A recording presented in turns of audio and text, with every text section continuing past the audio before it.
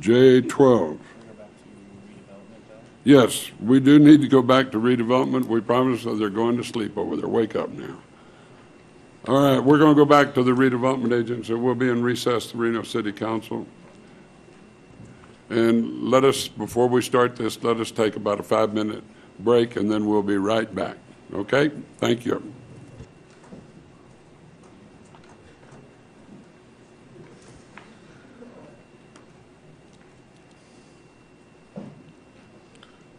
Item B1, direction staff approval of amended restated ballroom facility management agreement between Reno Redevelopment Agency, Downtown Management, LLC, and the ongoing operation of the management of the Reno Ballroom. Do we have any questions or any discussion? Mr. Frazee, did you have anything on the item B1 in the redevelopment? Yeah. Just the changes that were made, Mr. Mayor, that's reflected in the staff report that allows for the city to be able to use that building free of charge. Also, 12 times a year, plus they basically present everything. This streamlines the process. They present everything during their budget meeting, including what events are currently in the works in their marketing plan. So this would get rid of those provisions where they're having to submit to us every 30 days. So, and also clarifies the naming rights. Okay. So you're going to give me a motion? move for adoption. Have a motion second. All in favor say aye. Aye. Those that oppose, no. Motion carries unanimously. Discussion potential direction to agency counsel to hire special counsel and file a lawsuit against Washoe County Treasurer regarding the allocation of property tax to the redevelopment agency. Mr. Mayor? Yes. I do have one comment to make. After consulting with our city attorney, I have used the law firm of one of the law firms here as one of their senior partners a couple times, and may well use him in the future, Mr. Valoria. So on their advice, I recuse myself from this agenda item. Well, wait a minute now. Now, Well, I guess I better ask. If I've used one of these law firms in the past, I didn't think that created a conflict. The use in the past, it will depend how long ago, but the problem with Councilman Guston, he's anticipating a continued relationship. Okay. That's the difference. Let me ask something now, because I personally, when I was in business, I used one of these firms on a regular basis. My son still, even though I'm not part of his company, he still uses that firm on a regular basis. Is the company do you have an interest in the company that your son uses a law firm on a regular basis? Owes me a lot of money. It's about as involved as I want to be. Who owes you the money? The company does, and the son does. Your son does. My son and that company does. Do you have an interest in the company? Do you have a percentage interest or ownership in that company, Mr. Mayor? To be very honest with you, I don't know. No, I do not in one company, but there's several companies involved, and there's one thing that since we did estate planning, I'm really not sure what I'm involved in. Not that, because I don't go to the office or do anything. I go when I want to go.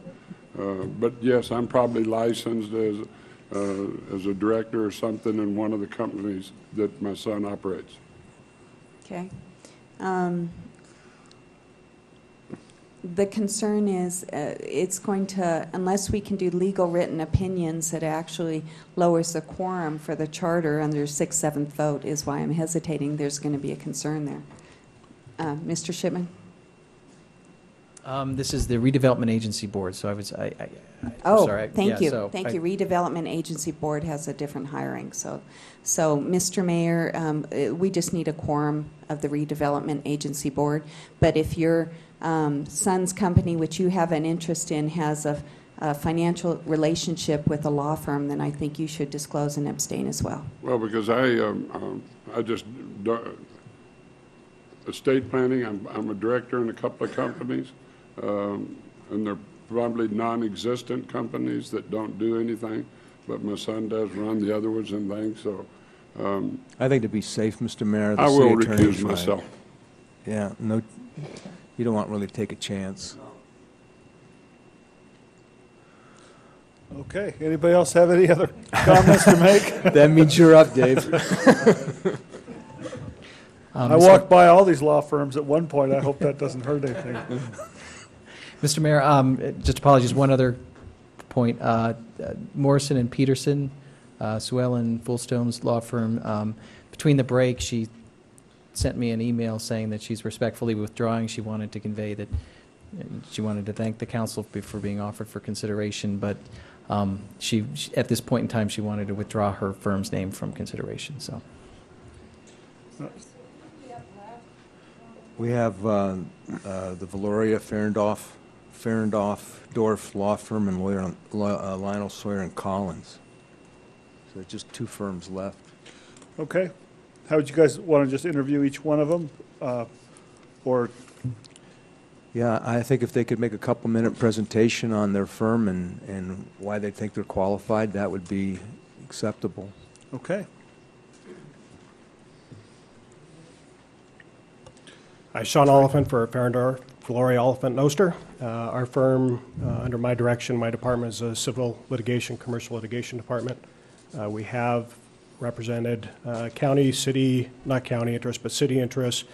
In the past, we've had the opportunity to work with many of your city attorneys on large public profile cases as well as other smaller cases. And we've always had a good relationship with the city attorney's office. Our firm specializes, or I specialize in the commercial litigation portion. I do not have specific background on tax allocation between governmental entities. I think if that issue had already been litigated, then we probably wouldn't be under the question that we have now. So we've submitted a proposal at the request of the city attorney's office, and I've sent that to each one of you. So if anybody has any questions, I'd be happy to answer them. Any questions at this time? Okay, thank you very much. There might be some follow-up. Just real quick, I'm sorry. Mr. Oliphant? Yeah. So you would be the lead on this? I would be. So who would do the background investigation? Who would be digging into this to prepare? Probably 3 people primarily involved. I would be doing the majority of the work. Some research would be done by Nathan Amman, who has a securities background, and Mr. Millsap, who's an associate of ours. Mr. Amman is a partner in the firm. I would anticipate that I would probably handle 65 to 75% of the work myself. Okay. So the expertise in this area is there as far as, because you said you haven't dealt with these types of allocations before, obviously, but you figure the expertise is there. Right. Most of these issues are usually addressed by the Attorney General. The way that we've looked at this is it's a statutory I wish they were addressed interpretation. by the Attorney General, because then we'd be done. Yeah. We've looked at this as a statutory interpretation, which is involved in many different aspects of cases, and the legislative history and the things like that that go behind it are really what's going to drive the case. So I don't, anticipate that we'll have any problems in understanding the issues. We've already received a lot of the documents from Mr. Shipman. I reviewed those the day that he provided them to me, have formulated some ideas already, but the issue is well within our ability for comprehension of it. Okay, thank you. Thank you very much. Good evening, Mr. Mayor, members of Mr. Chairman, members of the Development Board. Dan Reeser with Lionel Sawyer. I'm very certain that we have all of the skill sets necessary for this particular type of litigation. As some of you probably know, Lionel Sawyer has over 70 lawyers statewide, every possible skill set that would be necessary for this type of litigation is available. We have not regularly represented the city of Reno. In fact, haven't had the city of Reno as a client for probably 2 decades. In the interim, though, we have represented every major city and county in the state at one time or another. Every other major. Every other major, yeah. And thank you for that clarification, Mr. Ives. This particular piece of litigation is very much what I do for a living and my practice group does for a living. This involves a declaratory relief action. It involves interpretations of statutes, legislative policy, and the application of, probably looking over the materials that Mr. Shipman sent me, in excess of 25 rules of statutory construction to get to the to get to the result. So I'm certain we can handle it. To the question previously asked, I will be the lead lawyer on the matter. Most likely, the way these matters are staffed in our firm, I would argue any case in court, and I would be the final edit on any materials that were submitted to the court. William McKean, my local and state tax partner, would be the person who would work probably administering the case.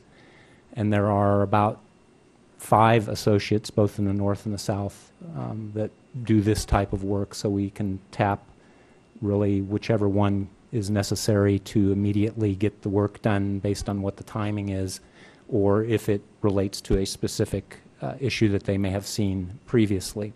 I will agree with Mr. Oliphant that this particular subject matter is not a topic of previous litigation, so you're not, this is going to be a question of first impression, which is probably why you have the Attorney General on one side and the county on another side, and they have different political clients that they represent. I'd be happy to answer any questions if I haven't. Any questions?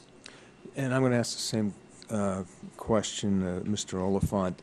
With respect to the potential conflicts, I know you, Dan, that you represent Castaway. Do you see any other potential conflicts or issues where you actually appear before us representing other clients? In the form of engagement letter that we have prepared and sent to the city attorney, we have addressed the conflict issue, and as I've told Jonathan Shipman, the clauses, the conflict clauses in there are the same clauses that we use with all governmental agencies. So basically, we would not be able to ever take a matter, as long as you're a continuing client, on a substantively related subject, that is tax litigation with the county, but it would not conflict us out from regularly appearing in front of you to represent those who are seeking licenses or approvals or pushing for the adoption of ordinances. And it, in fact, wouldn't prevent us, if you accept our form of engagement letter, because it includes a consent, it would not prohibit us from bringing a action against the city for declaratory relief in a different context if it doesn't relate to this. And that is permissible under the model rules of professional conduct, the more modern version that was adopted by the Supreme Court in 2005. That didn't used to be the rule, that we could have, that you could bring litigation against a current client. So I'm confident that with the conflict waivers in the agreement as we've presented it to you, that we don't have a conflict. Okay, thank you. I'm not aware of any conflicts, and I think the conflict provisions he talked about are set forth in our rules of professional conduct. Anyway, we'd be prohibited in representing a party against the city on the same or substantially the same matter. If it is not the same or substantially the same matter, then there would be no conflict. And then to your other point, do you see this basically as a declaratory relief action? So you'd be basically going before the court, asking the court to interpret the statute. I mean, the AG obviously has already weighed in. We heard Josh Wilson today indicate that it looks like they may have been miscalculating at least the base. I heard the similar thing from the Treasurer's office. They're in the process of trying to work this thing through. So from your perspective, it would be purely a statutory interpretation issue that you would present to the judge? I think that's primarily where it's at. I think past course of conduct may help explain interpretations of that by the different entities and by the treasurer as well, so that's something we'll need to look into. One thing that I probably should address is throughout the litigation process, there will be opportunities for the parties to make their own decisions by getting together potentially cooperatively and making their own decision rather than having a third party make their decision for them. And that may happen prior to the state court issuing a ruling, or it may happen after that and on appeal. But fortunately, in other cases that we've litigated with governmental entities, we have found times where those entities can get together and make their own decisions because this is something that is not only current but has the potential to really affect everything going forward. So that's why I think it's an important issue, but also maybe an issue that we can get together and try to decide cooperatively. Then one last question. Can you refresh my recollection? I know you were one of the lead architects when we did the regional settlement. You were representing the Verdi property owners, correct, in that litigation? I did. Okay, all right. And similar to that statute had not been interpreted before. There's no litigation on it before. We didn't have a specific experience with that statute. But I think that we were able to effectively argue that case and prevail. That's all I have, Mr. Mayor. Okay. Any further questions? Discussion? Well, they're both very good law firms, obviously. We've seen how capable Mr. Reeser is when he comes before the city on a variety of different issues, and so's Mr. Oliphant. I've had a lot of firsthand experience with Mr. Oliphant based on that regional settlement, and I thought he was very persuasive in the arguments that were made as part of the Hardesty, solution that we came up with. So right now I'm kind of leaning to Mr. Oliphant with respect to the city, or I should say the agency, retaining his firm to do the work, particularly since it's going to be a statutory interpretation. I did like your comment also about trying to get this solved sooner than later. I think everybody's kind of would like to see that happen and not have some drawn-out litigation. So those are at least my comments, Mr. Mayor. Any other comments? Councilwoman Sferrazza? More so not on the firm, but for staff on this, because I guess where my hangup is that it's being proposed to take $100,000 out of stabilization. This is really to assist the redevelopment agency. So I guess that's where I would prefer in-house legal counsel to take the initial steps on this, because if it was coming out of RDA, that would be one thing, but it's coming out of the general fund. Not only is it coming out of the general fund, it's coming out of our stabilization account. And so I think that's the issue I'm having. I realize the RDA probably has no money to pay for it, but I don't see why our attorneys can't start the process and ask for that initial ruling instead of going out to independent counsel, and nothing against either one of you. It just comes down to finances for me, why we can't do the initial legwork on this. John Cadlick, Reno City Attorney. The problem is, once you start, if you decide that you want to go with independent counsel, you're recreating the wheel. They're going to have to go back through everything that you've already done and basically learn everything you've done, so you're paying a second time for that. The second thing is, right now, we just don't have these staff available. As I explained this morning, at the high point of the city attorney's office, there were 36 people there. We're down to 24 and a half. The workload has not changed. The workload is hard. I've been very fortunate to have some very, very dedicated deputy city attorneys who worked very hard, and we took, on top of that, took salary cuts to go along with that.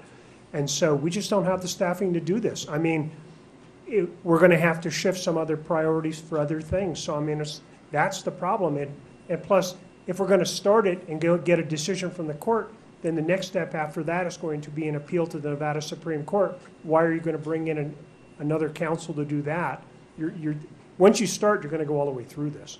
Yeah, and I guess realizing that from, and I don't know who's right or wrong, but I mean, from the interpretation from the Department of Taxation and the AG, I mean, if they're right in their interpretation, then the general fund is going to lose a substantial amount of money because of the allocation, which is going to hurt. So essentially, we're using $100,000 out of the general fund to lose money out of the general fund if we win this case. And I understand what you're saying, Councilman Ayazi, previously before on, no, I mean, this isn't an issue against the assessor or anyone else. It comes down to a legal interpretation. But still, I mean, this has dire consequences for the city of Reno's general fund.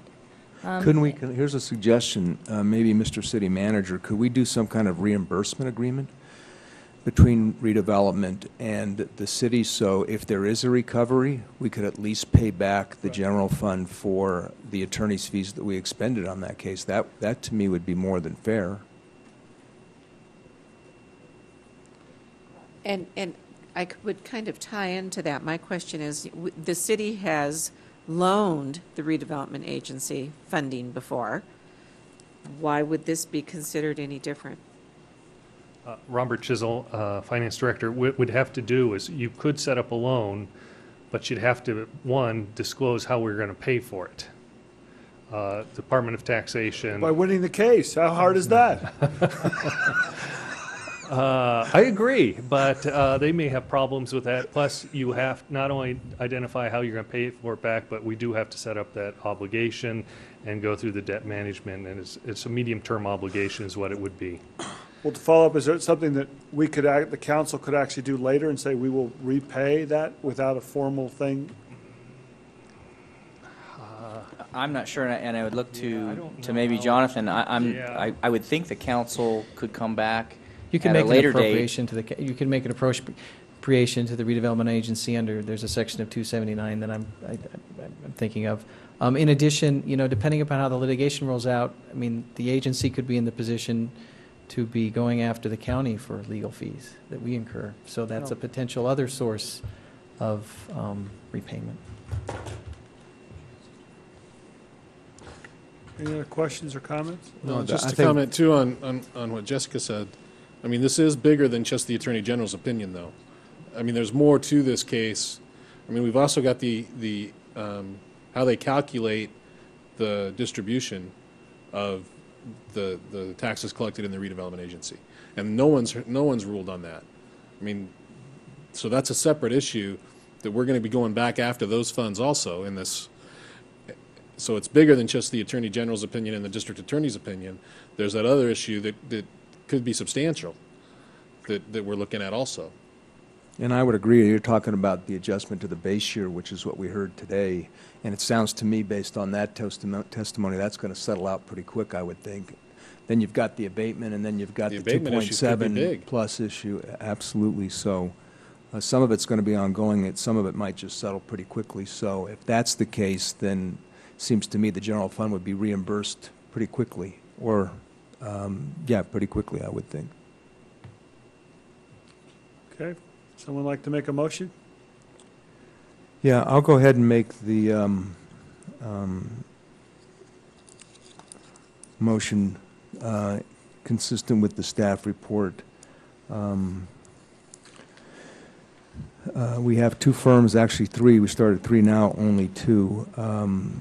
That we would retain the Ferendorf law firm consistent with the staff recommendation not to exceed $100,000. Presumably that would be the city attorney's office is going to assist in that regard, and also if it as we've done with our other counsel, before it exceeds $100,000, you have to come back to us for approval. I have a motion. And then to direct staff to come up with some kind of reimbursement mechanism so that redevelopment would, so we can resolve that issue too. Second. A motion and second. And just comment. I mean, two great firms, and I'm glad we have an attorney up here that probably knows you guys better than I do. But I don't know how you pick between the two of you personally. So I'm glad we left it up to Pierre. Just to You said staff recommendations. Recommendation 1 would also authorize the agency to take the steps to file the lawsuit. Is that included in your motion? Absolutely. And the last one that we talk about every time, on the staff recommendation, the council would report to the agency council, the city attorney's office, and not directly to this board. It would report directly. Okay, that's not what the staff recommendation is, so that's why I wanted to be clear. Oh, thanks for reminding me. Yeah, consistent with what we had our discussion today, it would report back to the agency. The attorneys Okay. would report directly to the agency. Everyone clear on that? Have a motion and a second. Any further discussion? And I just think that this is what we have an elected city attorney to do. This issue is big enough that I think it should be a priority of the office. I mean, again, it has nothing to do with either one of these law firms. It's just that, to me, it comes down to a financial issue. This may well go above the $100,000, and the redevelopment agency can't pay its own bills now. So I don't know how it's ever going to get paid back, but if this goes all the way to the Supreme Court, it could cost well in excess of $100,000 to fight this case. And I realize it's an important issue, but it should be on the top of the charts for the city attorney's office to go after this, in my opinion. Yeah, on that, we also have a public works department, but we just let out a contract for $3.6 million for people to upgrade the sewer system, because we don't do that. That's not everything that we do. So we outsource a lot of stuff for a lot of reasons. And really, the city attorney's office is going to be engaged. It's Right. not like they're going to be sitting on the sidelines. I mean, they're going to be actively involved in this case. They're just providing them with a little bit of assistance. And I think this is a big issue for not us. I mean, honestly, I wish we could get some money from Sparks. It's going to impact them and all the other cities at one point or another who have redevelopment agencies. It may impact statewide, this decision. And some people might be generating a lot of extra money if we prevail. Okay. Any other discussion? Motion and a second. All in favor say aye. Aye. Opposed? Motion carries 4-1. It doesn't need a 6/7, correct, for the record, because it's redevelopment agency? Tracy Chase, Reno City Attorney's Office. Yes, you are accurate. Okay. Thank you very much. Congratulations.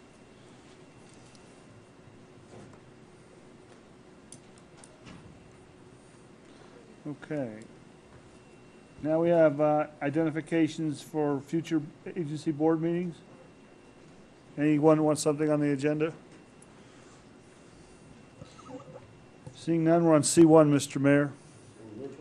The discussion and potential direction regarding the old regional RTC City Center site.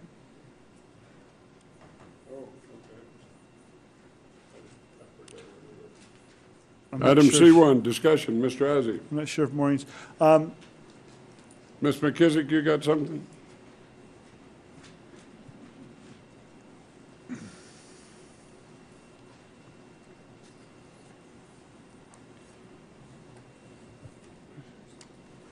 We're at 12. Maureen, just for the record, I met with Ms. McKissick yesterday, and she told me some of the options that we were looking at, and you met with the university today? Yes, I did. Excuse me. Well, I'm sorry. I have a cold. For the record, Maureen McKissick. Yes, we did meet with two representatives from the art department, two people who had been signatories on the letter that you received. And we discussed what they needed and what they wanted. And what they need immediately is exhibit space, and they would like to use space at West Street Market for that. So that was their immediate need, and we're going to be working on that. We said we would do it right away to implement it in January. Okay. And my conversation with Ms. McKissick was, my interest is getting this, we're told the bowlers are coming in April, to work something out and get that place cleaned up by then. And she brought up a couple other options that they've been working on with historic preservation to do something in one of the buildings. And maybe if we give her another month, she can come back with some of those options in January. If someone else has another option they want to put forward now, let's get them out on the table for her at this time. But we're still working with UNR. Perhaps the SAVE officers or the bike patrols down there could take one of them over. There's showers in those facilities. And also with the historic Reno groups and HARP, and I believe all those people are looking at one other one. That's correct. And I have a PowerPoint if you would like, but I can do this verbally because I know you've got a 6 o'clock meeting. We have been trying to find ways that we could stand up the site. We've looked at the north building, the south building, and the courtyard, and we have a variety of ideas of how we could move forward. At this point, we are more or less at a standstill into going out into the community and working on it further without council direction on what you would like us to do.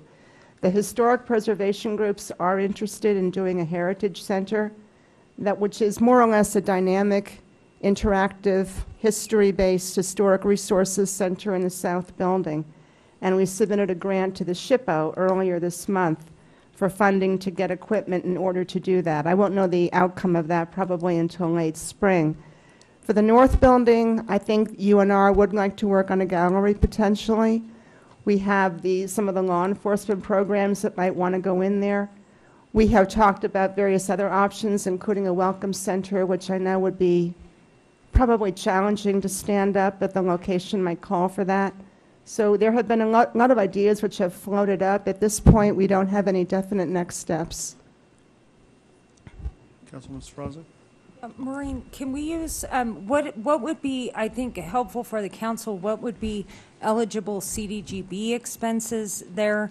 And also what would be eligible for the $2 surcharge if we were to use either one of those funds for the RTC site? What would be the eligible uses on either one of those funding sources? For CDBG, we could not find how to meet any national objective, which is the onus that we have as a city to What use that about funding. law enforcement, though? If we put SAVE or if we put potentially a storefront with PD there? That would not substantially increase services to low-income people, which is the objective we have to find a nexus to. So I don't believe we can continue to research that, but at first blush, that would not be a match. We thought the most likely source would be the $2 room tax surcharge, which has a nexus to entertainment and tourism in the district. If we could find uses that advance those objectives, then they might be eligible. Let me go back to CDGB for a moment, though. You're saying that that objective of Increasing services that benefit low-income people, or people below a certain area median income. Well, I would say we have the homeless shelter. How far away from that 2 blocks. facility? 2 I mean, blocks. 2 blocks. I'm failing to see how we don't meet, especially in that particular area, how we don't meet the CDGB requirements of putting. Because the services that would be offered through the former city center buildings would not be directed to those populations. We would not be delivering services on housing, support services from that location. Law enforcement would not be services in themselves to low-income people. It wouldn't be a direct result. Okay. But the $2 Mr. room Dort? charge? Yeah, I think the $2 surcharge could be used, especially if you're looking at like an art gallery or something like that. I mean, clearly, that clearly, and it would benefit the having that cleaned up and having that art gallery or something there as the boulders are coming across there or something like that. I think that's an easy argument to make, I think. Yep. The other source that I looked at in particular, was a piece of a former retrack enhancement earmark that had come into the city in 2009. We are still working through the implementation of that, but we could potentially use that for wayfaring and for lighting. And I've met with a consultant who's working on that contract, and she believes that would be a compatible use with the earmark. So that might be, I don't have a number to attach to that, but in terms of being available, yes, it would be. Yeah, because additional lighting especially I don't know how much that's lit up at night now, but you could, some additional lighting or something like that in there would probably help the chief out a little bit. We had specifically discussed with her the idea of putting in the white twinkle lights in the tree canopy and keeping them on permanently, having LED lighting that would be very low cost to operate. Yeah. Mr. Guston. Yeah, just very briefly, one other group that has some interest in being down there, but I think their primary interest is at the railroad depot, is a heritage museum, a railroad heritage museum is being talked about. And I don't know if you heard that or not, but Tim Elam has gotten some traction on that. They're moving forward. There may be some nexus too with them. I That think would be they want to perfect, be too. at the depot, but that also, when you talk about tourism, people for bowling coming in, that would be of great interest. Well, we had thought from the Heritage Center, one of the features would be to offer brochures, teasers to other area interest sites, such as a railroad museum or depot, the Children's Discovery Museum, Nevada Museum of Art, kind of a springboard for those as well. So I mean, I think it could be many things depending on what the council wanted, and we can put together a presentation of what other heritage centers look like. Many communities have them. They're more or less the wave of the future. So there's a lot of best practice out there as to what can go in them. A good example, if you take a look, Natchez, Mississippi has a visitor center and a heritage museum with a lot of different things there just as you come into town next to the river. It's a good model. It encompasses all the things you're talking about, Maureen. Okay, any other, Mr. Ashover? Just quickly on this issue of the police presence in the CDBG match or nexus, Dwight, are you saying we could use the room tax, that $2 fee for that purpose, or is No. it just? No. Okay. Yeah. So let me ask. It can only be used for capital improvements. Right. So what would take the net, what happens if you put a police presence down there and part of their mission would be to basically interface with the families on 4th Street? That's kind of an underserved community. Would that start to get closer to the nexus, or? It might, yes. In fact, there was a former program which began in the Reno Police Department. We piloted it here. That became the so-called Kids to Seniors Corner, which then went to live with St. Mary's Foundation and is now in transition to another. That would be the kind of program that we could make a solid argument did in fact benefit those populations. But I believe the programs that Reno PD was looking at were the SAVE officers and the bike patrol. But what we're working on now also is that the Heritage Museum moves into one, and we do put one into an art gallery. Maybe we just have the SAVE officers can be like counter people there, not really have the point there.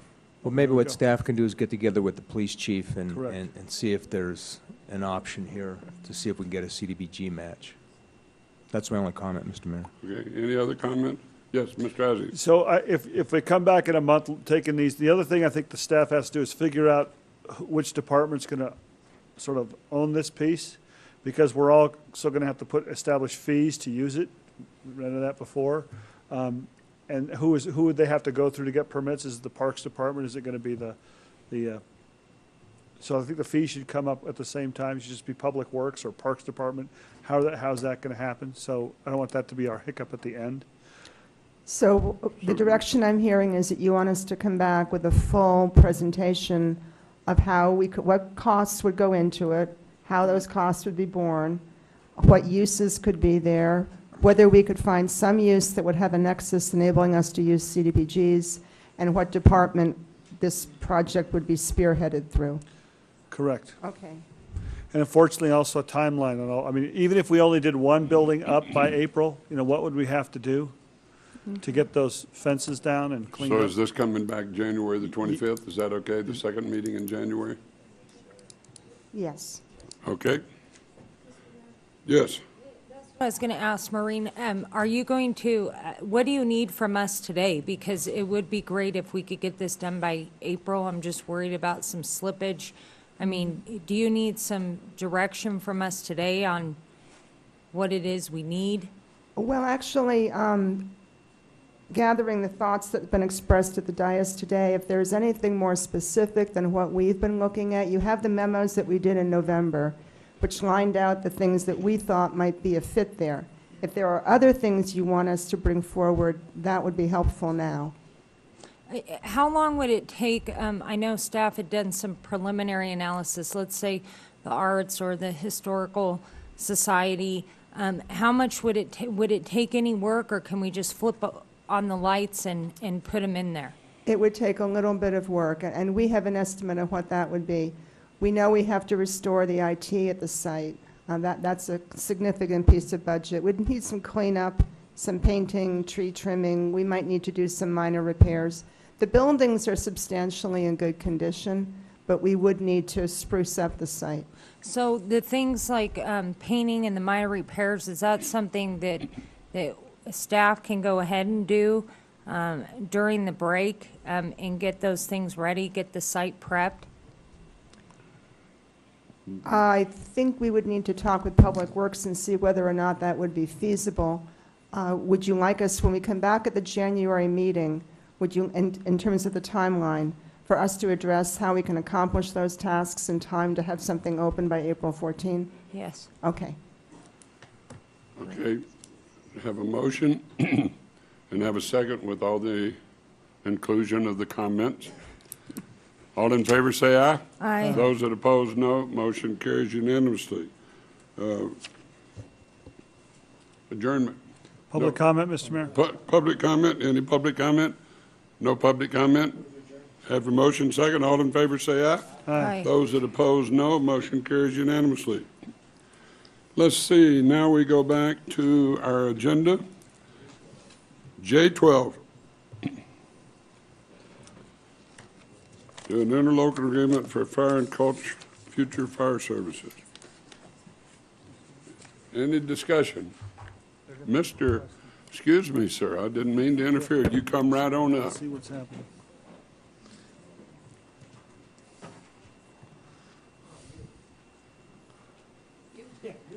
You're it. Oh, okay. Oh, excuse me. You've never been that nice Chief to me, Mr. Mayor. Hernandez, very, For the record, Mike Hernandez, Reno Fire Chief. If it pleases the council, I'd like to combine this with item M2, as the report is basically the same. And if so, I'd like to proceed. This is an update with respect to actions taken by the County Board of Commissioners acting as the Truckee Meadows Fire Protection District. At yesterday's meeting, City Council took a couple of different actions. Specifically, they directed county staff to move forward with the development of a task force to explore the possibility of regionalization in the upcoming months. They directed the county manager to send out letters of interest to, I think the term was all Northern Nevada emergency responders, interested citizens, and business leaders. Depending on the interest expressed on those letters of interest, that would determine whether they actually do stand up a task force. They'd like to model a task force on their EMS task force that currently is working to examine the EMS issues with the county. The second issue that they acted on was to formally send offers to existing Truckee Meadows employees. We understand those offers will be formally submitted to our employees by the end of late next week. They also directed staff to look at options with respect to auto aid, Station 14, and several staff-related issues, specifically the development of a lateral transfer program to include leave banks, as well as other costs related to existing Truckee Meadows retirees and their benefits. The last item that they discussed was, as the mayor mentioned, was possible action or a possible meeting in February as a consolidated meeting to discuss a variety of issues, including fire service delivery. That was primarily the bulk of the meeting. There wasn't anything of substance that I could bring back and seek direction on. So that was where we are. any questions? Is there a meeting scheduled for Monday? As I understand, the JFAB agenda has been posted, and I have not heard from the county whether or not they will have a quorum. We have indicated to the county that we would have a quorum and that we would be in attendance. Okay. Mr. Isaac. Yeah, thanks for that. I guess one of my questions is going to be sort of, here we go again. They're going to form a task force. They're going to pick who's on the task force. No joint meeting. Say, how can we jointly pick a task force to decide how this is going to go? And it just goes back to that email I read. I was looking for it again, where the chairman of the commission said, well, of course it's going to be our way, or and yes, it has to be on our terms because we can't afford to do it on anyone else's terms. So I don't know what a task force is going to do. I don't mind participating in a task force if they ever get one going, but it's, again, the whole thing is set up on their terms. Well, he said it's either his way or the highway, so. So I don't know how we deal with this. I guess we're getting somewhere. I know a little bit more because the mayor did his press conference today. I really appreciate the comments that they've made and the studies that they made. If some of you weren't at the press conference, they actually had a map, shows how the city is not responding to areas in the north, and that this is actually correct. Everything they say on here is correct, but they failed to put in here that as soon as this is over, we will stand up our station to take over their station 13, so all this orange up here will turn to green. And on this map, they also showed that the Arrow Creek station is already up and operational. So that's the kind of stuff that we're talking about, that they haven't really been very forthright and honest with the public about what's happening. And we have to talk about all these green areas on the map that they're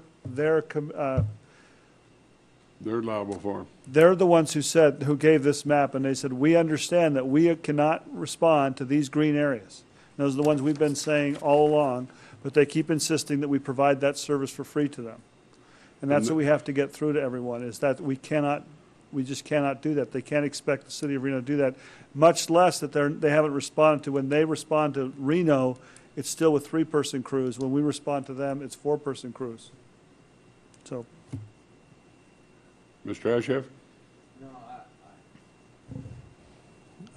This thing's a challenge to get on sometimes, but I mean, I know there's ongoing discussions with the county, and I know there's a lot of frustration at this table, but I'm still hopeful that I think it's much more complicated about unwinding this consolidated fire department that we have than anybody ever envisioned. And maybe now that we have a lot more details to this, you know, the big picture and the equation and the things you brought up in the press conference, Mr. Mayor, maybe when we get back to the table with the county, it's going to be more in line with keeping the consolidated fire group and then working out some fair, you know, payment reimbursement with respect to standing up these stations, and maybe at the end of the day improving fire service. Because I don't think at the end of the day, once you break this fire department up, I don't think it's going to be it's not going to be a useful exercise and provide additional public safety, probably less public safety to a lot of the unincorporated residents. So I'm still hopeful. I mean, I know we talk a lot about this, but I'm still hopeful that we'll come to an agreement with the county. Well, I'm like you. I'm hopeful that it'll come to an agreement and we'll be able to work things out. But here they've done 2 different studies, and both studies come back saying they can't do what they want to do. We've asked to meet with them. Now they've postponed it until February. We're just running out of time with some of these to be able to do things. And I'm hoping that maybe I'll send another letter requesting a meeting for with the council and stuff. I can't imagine me getting a letter from the chairman of the commission asking me for a meeting that I wouldn't contact each of you and see if y'all would have a time to set up a meeting. But I think we're, at the end of the day, based on and the staff's leadership, I mean, we're going to be ready to go. That's correct, sir. We are ready. It's the county has a long ways to go to work out their details, including automatic aid and mutual aid. So, you know, with that eventuality or that facing the county, I think we're going to probably go in a different direction. Well, I hope so. I offered them olive branch this morning, hoping that they would sit down with us, renegotiate the contract we have right now and extend it for 3 years, and then talk about how to regionalize the fire. I'm hoping that they'll take that message and come back to us. Mr. Mayor, I was not able to attend the news briefing that you did earlier today, and you probably corrected the numbers, but it was reported yesterday, the responses that the county has made for the city versus the responses that the city made for the county, and those numbers were reversed. Was that clarified? It wasn't clarified at the press conference, but it was clarified Yes, ma'am.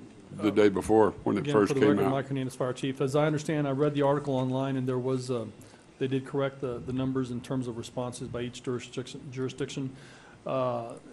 Sad part, it doesn't make the newspaper. It's in the obit section. Yeah. And my wife's the only one that reads the obit just in case I croak. She wants to know.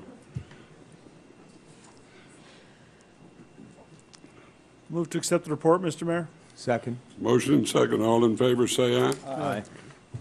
Ladies and gentlemen, we're coming up to an issue here that I've got to tell you that there's an individual on our council that made this negotiations a hell of a lot easier than I thought it was going to be because he powdered them and buffed them and put them up against the wall and really worked them over. Oh, they're just now struggling in here. They're recuperating from my colleague, Mr. Izey, pounding on them, and we've been negotiating with them on this account. We're passing out a thing here about the Rosewood Golf Course. We've been able to sit and negotiate a deal up to about $7.5 million. We've been able to get them to agree to relocate the clubhouse if the environmental people move them, destroy the clubhouse or do anything. They would build or move or do something with the clubhouse. They've agreed to do 3 tunnels, 2 under the southeast connector and 1 under Pembroke. Adding those things up, it all comes out pretty close to $11 million. Mr. Izey was after $12 million, and I apologize not getting the other million, Mr. Izey.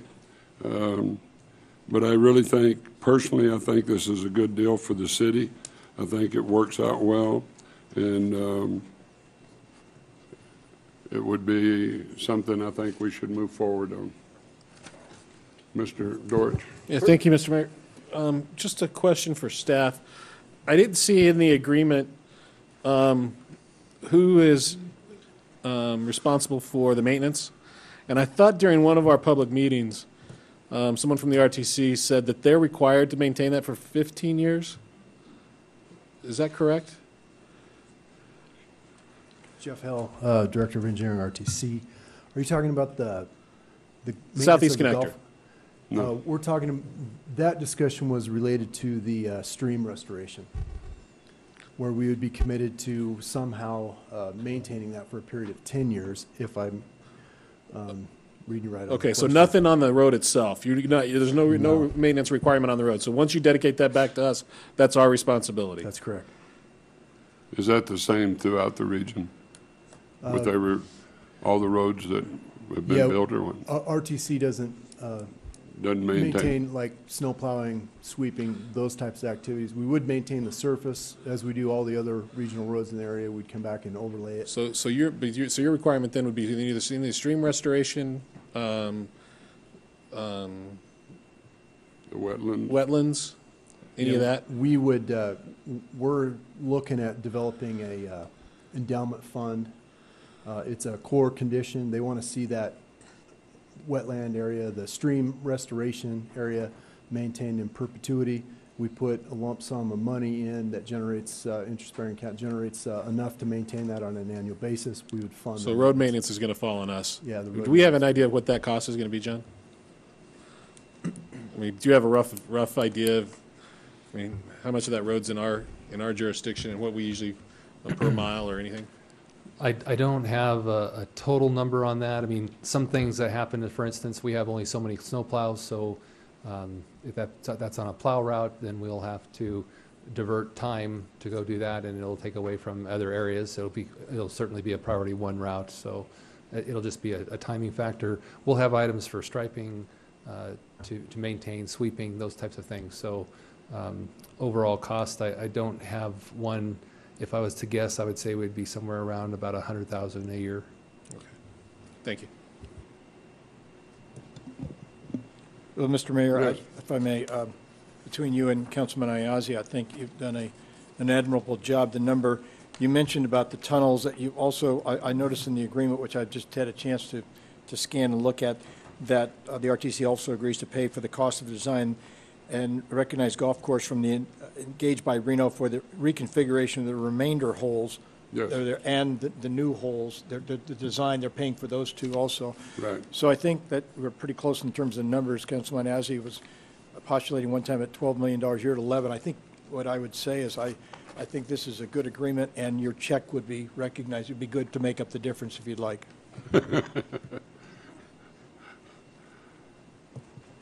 Any question? Mr. Heshef? Ms. Faraza had her hand up first. No. Yeah, I just wanted, Jonathan and I had a chance to talk this morning, and I wanted to make sure we were on the same page, because when I went through the agreement on page, at least on the red line that I got this morning, there was some release language in one of the recitals which was pretty extensive to me. It talked about Rosewoods generally, and then when you compared that to paragraph, and that to me is kind of the universe of what the city's releasing, and you compared that to really paragraph 4, which I had understood really what we're releasing the RTC from is any property claims. In other words, they're paying us for taking the right-of-way, et cetera. They don't want to be any claims for the bonds. I can see that. But when you look at that recital and then ultimately section 6, it seems like we're releasing the RTC from virtually all claims that can be made, and that would be included but not limited to the cost and damages. And then Jonathan had a chance to talk to the RTC about this and propose some language to make it clear that if there's design defects or construction problems with the Southeast Connector, which obviously they have control over, they're designing it and building it, that would not preclude us if someone is injured, for example, based on that design, just like any other roadway that we deal with in the state. And the city's named in some kind of a lawsuit because we're taking title to that structure, that we would have protection. We would not be releasing those claims. And then the second part of this is, while they construct the Southeast Connector, they're still responsible for any property damage that would occur, not only in the right-of-way, which is the 20 feet on each side of the freeway or the roadway, but also, I mean, they got to get there one way or another through public right of our property. So that would be something that we could be compensated as well. Yes, Councilman Hasjeff, I had that direct conversation with the attorney for the RTC, and I think both parties are in total agreement, and if anything, we just maybe need to work on the wording a little bit more. They were totally in agreement with regard to how the liability would flow and everything like that, but if we need to tighten up some of this language, in your opinion, we can definitely take that direction. And then and work within on the that. definition of cost and damages, where you exclude certain things, those are RTC type costs. So for example, for 2i, RTC costs incurred in environmental mitigation, for example, because they're taking responsibility for that. But for whatever reason, if the city was assessed some kind of environmental mitigation claim or whatever, I mean, that would not be released, correct? We would be able to be compensated for that too. Right, and that was really to get at, as Councilman Dortch had the discussion, things will have the Corps and maybe federal agencies will have conditions on the project that, I mean, we certainly were not waiving those conditions or stepping up and being financially responsible for those conditions. So are we on the same page in section 6? Are we really releasing only those items that are defined in cost and damages and really nothing else? Yeah, I mean, the intent was to do this agreement like the RTC would do any right-of-way acquisition from a private party, So, again, the release has to be broad enough so that, we're not continually going back to them and adding on additional, damage claims. But it has to also be narrowly tailored so that we're not giving away, as you discussed, things, future claims or things that are outside of the scope of the agreement.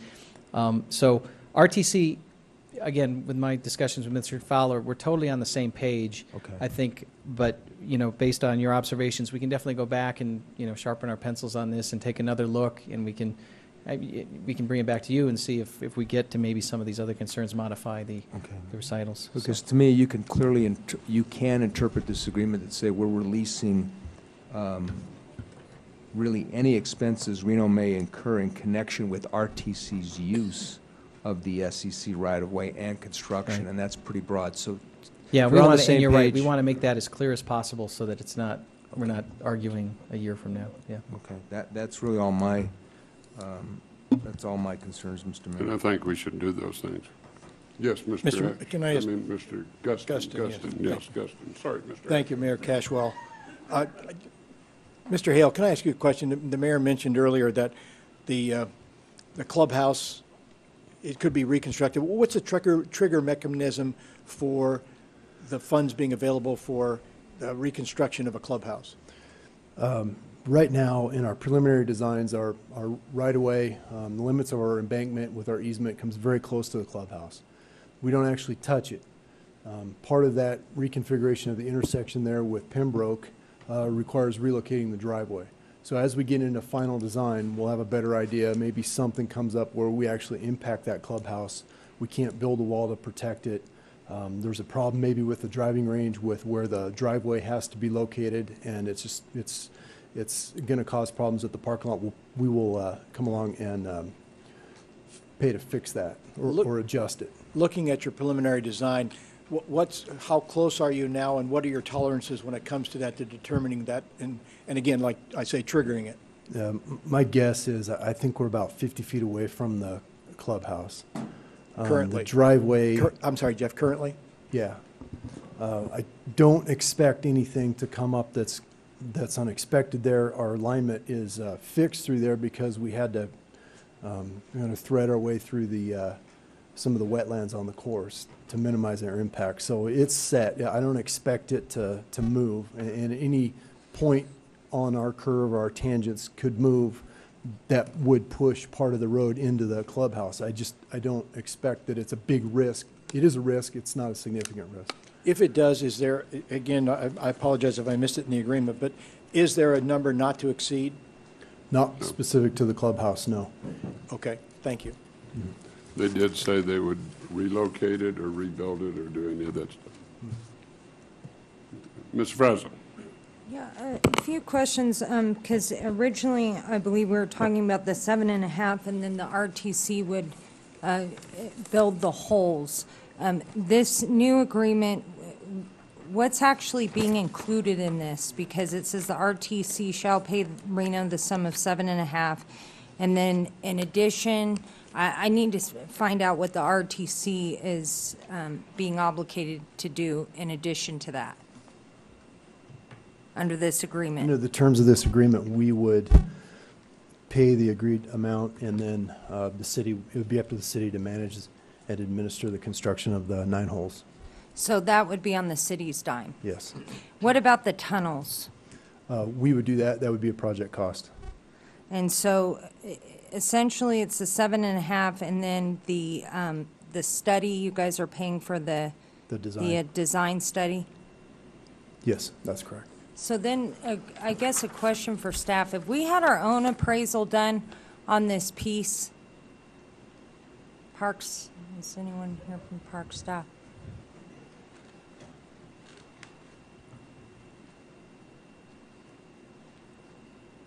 Julie Conway, Parks and Recreation Community Services Director.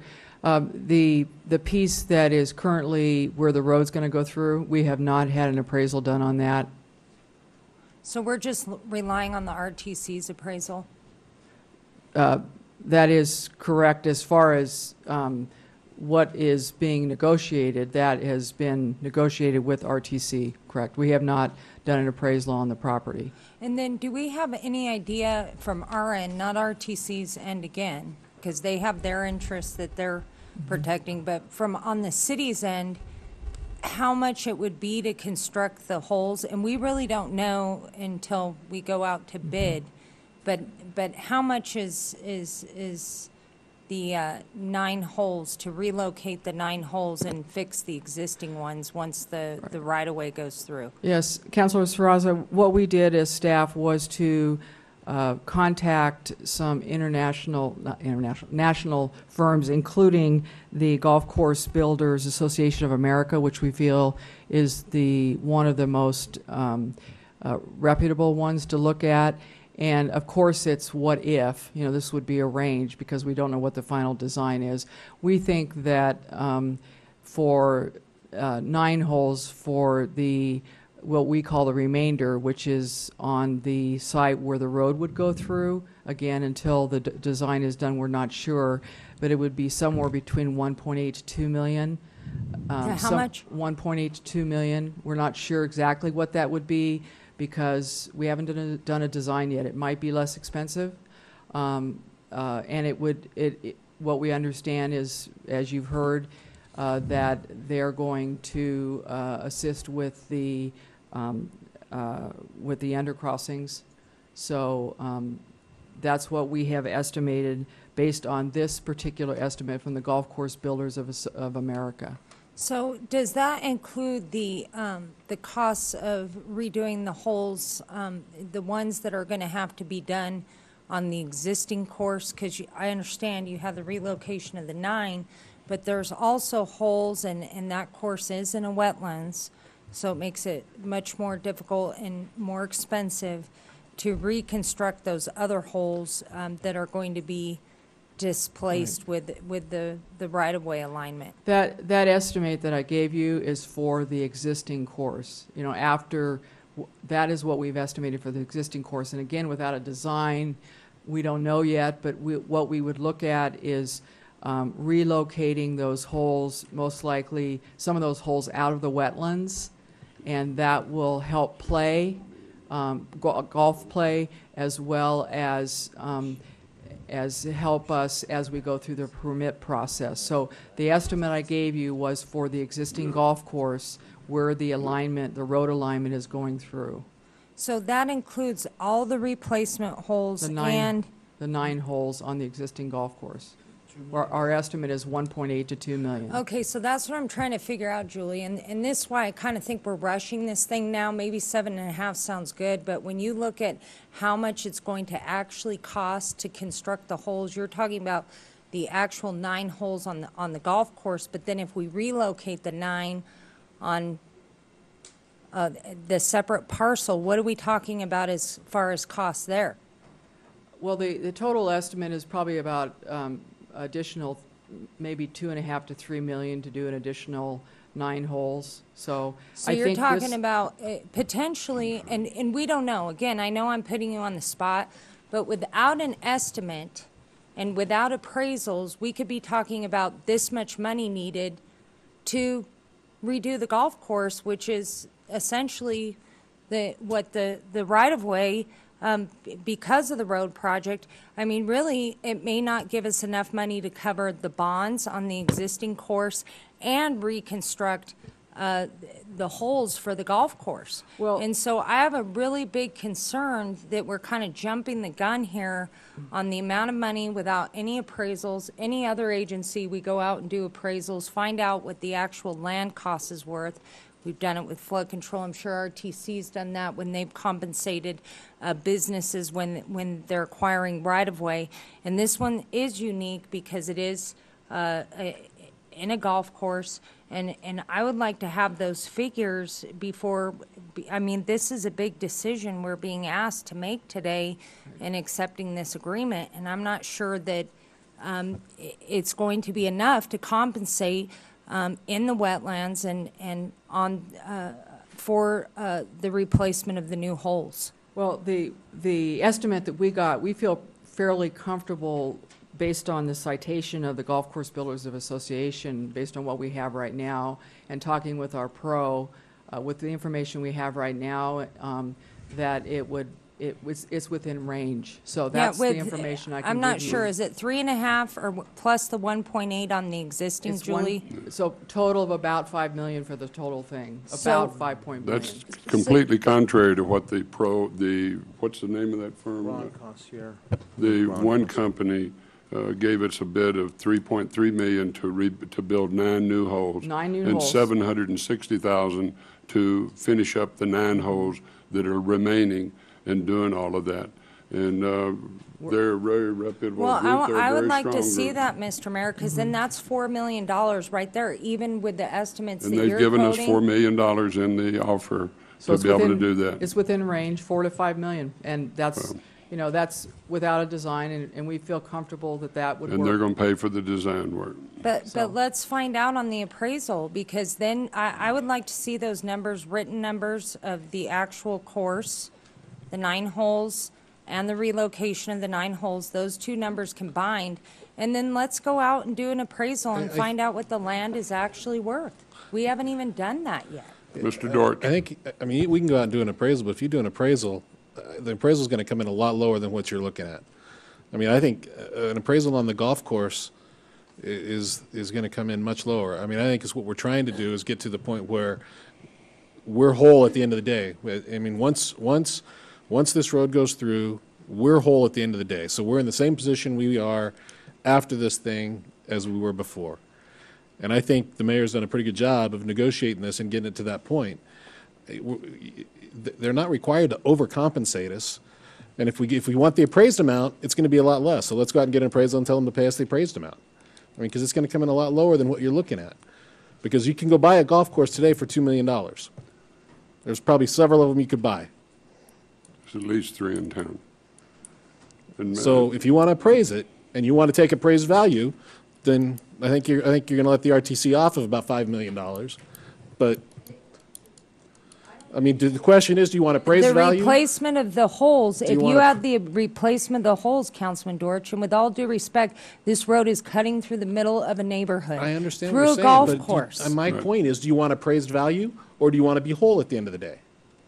Well, I think we've got to, it's two different things. This is a lump sum. This is a lump sum for the amount of the land. They're saying we're fully compensated on everything for the amount of the land and for the construction of the golf course, which if it weren't for them going through the golf course, it wouldn't need to be reconstructed. So are we being whole? I think that's are we being made whole? I think that's a legitimate question.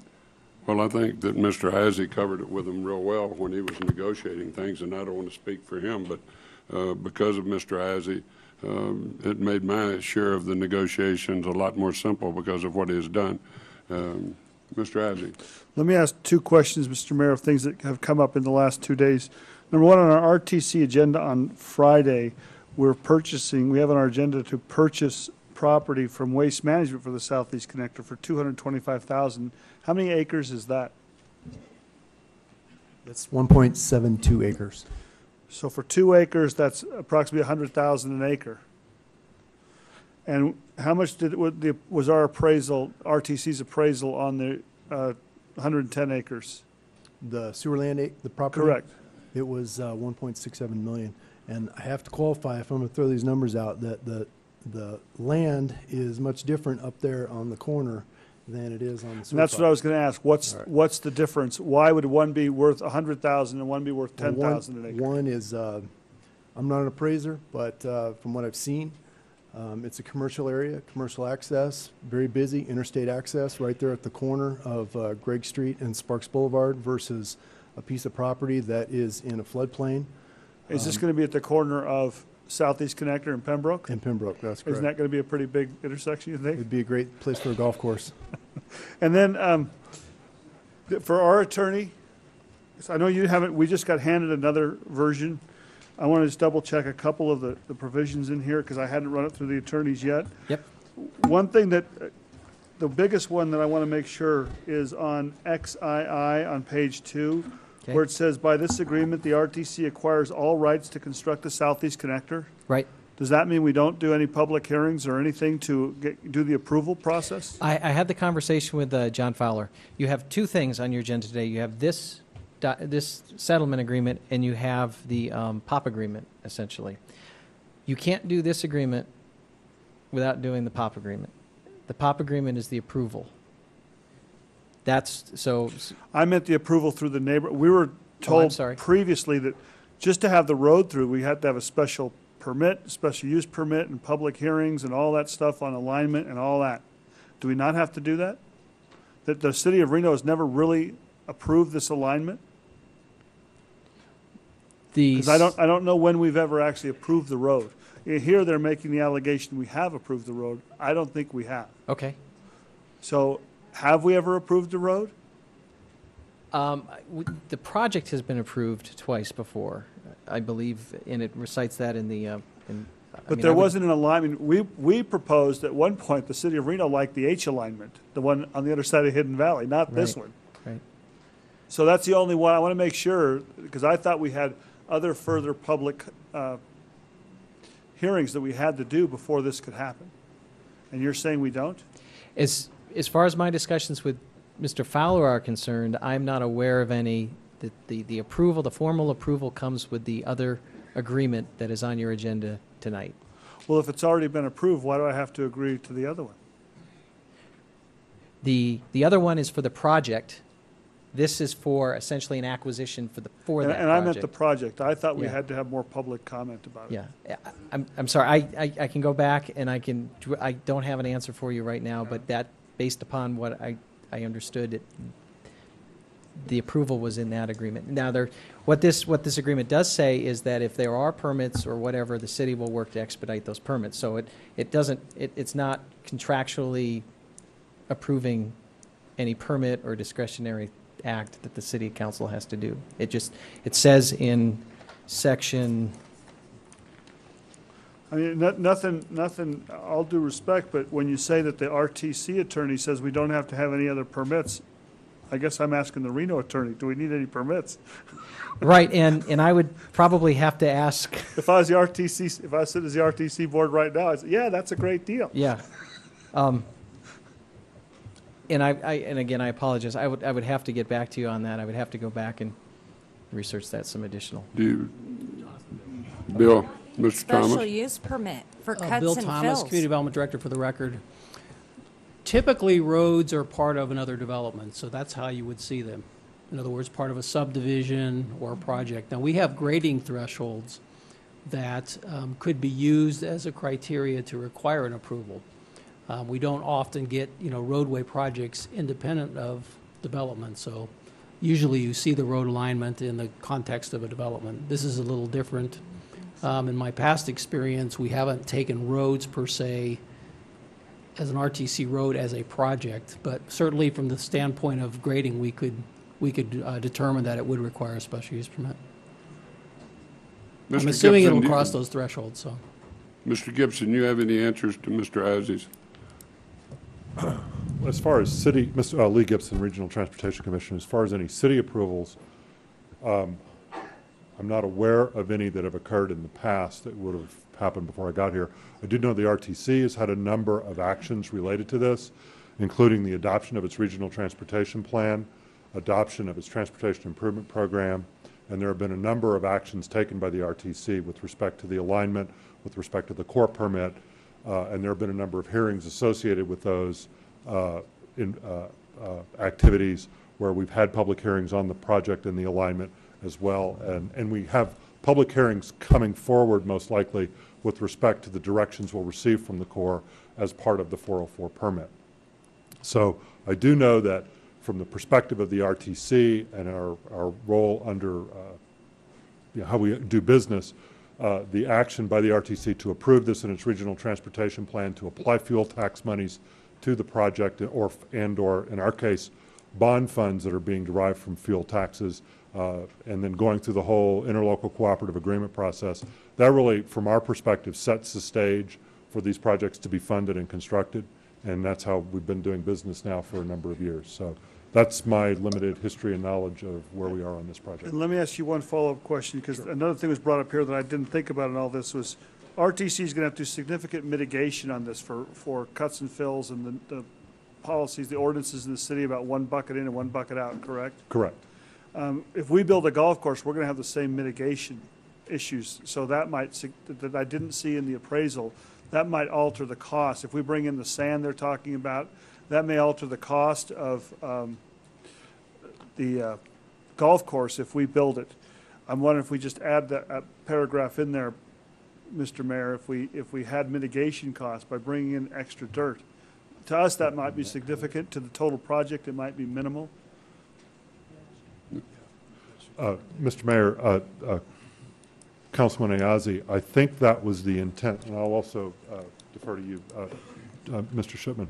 I believe that was the intent on page 4, the paragraph beginning, notwithstanding the foregoing, double I, RTC cost incurred as a result of mitigation. I think the idea there was we would cover, if the Corps comes along and says, okay, you're doing your golf course and for every 2 buckets you take out, you got to put 3 in, and that's part of that permit process, then I think we cover those costs. So even the city's ordinance about the 1 bucket in, 1 bucket out, you'd cover that cost that we would have on both 9 holes? Now that I would have to get our councils to talk mutually about.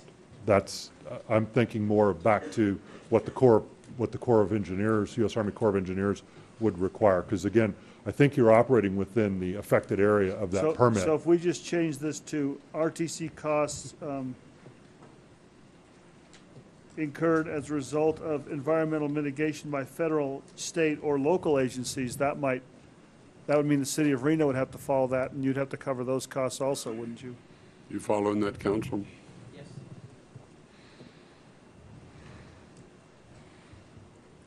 Those are all my questions, Mr. Mayor. Okay. Any other questions right now? Mr. President? Yeah, and one more follow-up for Bill. This would be for you, because right now that property is on open space. So how could you put a major thoroughfare in there without having a public hearing to allow for a road to go through the middle of a golf course without any kind of public hearing on a zone change? I don't think our code allows for the open space designation to allow for a major thoroughfare to cut through open space. I don't think that's allowed under that zoning category.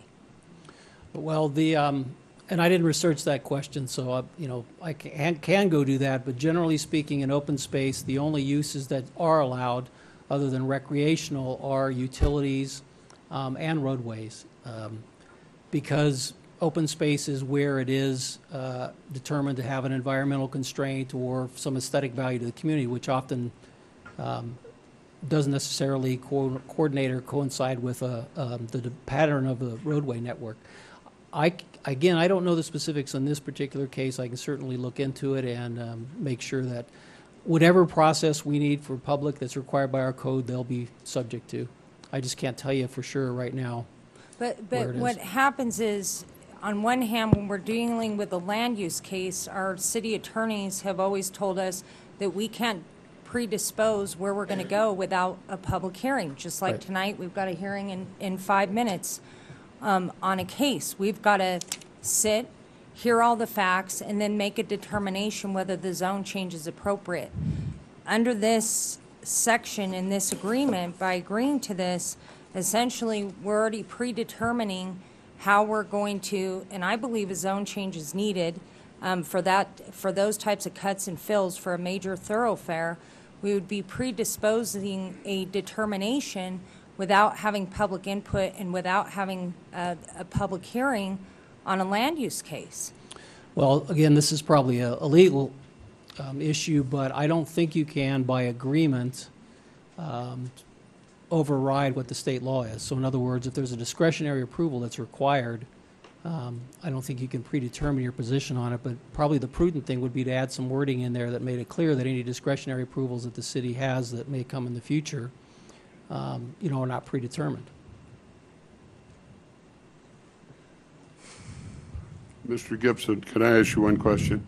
Has RTC had meetings out there with neighborhoods and different things? Absolutely. We meet with neighborhoods on all of our projects. Public involvement is a critical piece of You've had a lot of them, I think. Our plans. There's been, I don't know how many meetings on this item. Yeah.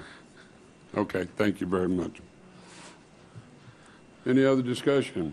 Just a follow-up comment, Mr. Mayor. Originally, the agreement had a representation, well, it may be you, I don't know, but to this discretionary approval that there were none, and we represented that fact, and that was taken out. And I understood the reason that was taken out is it wanted to make it very clear that the city of Reno is not giving up its discretionary approvals on the Southeast Connector. Correct. The rep was, for the record, John Shipman, the rep was struck, and if you look at Section 9, was the language that was put in. Reno will work cooperatively with RTC to assist in coordinating the expeditious processing and consideration of all necessary permits, entitlements, and approvals, if any.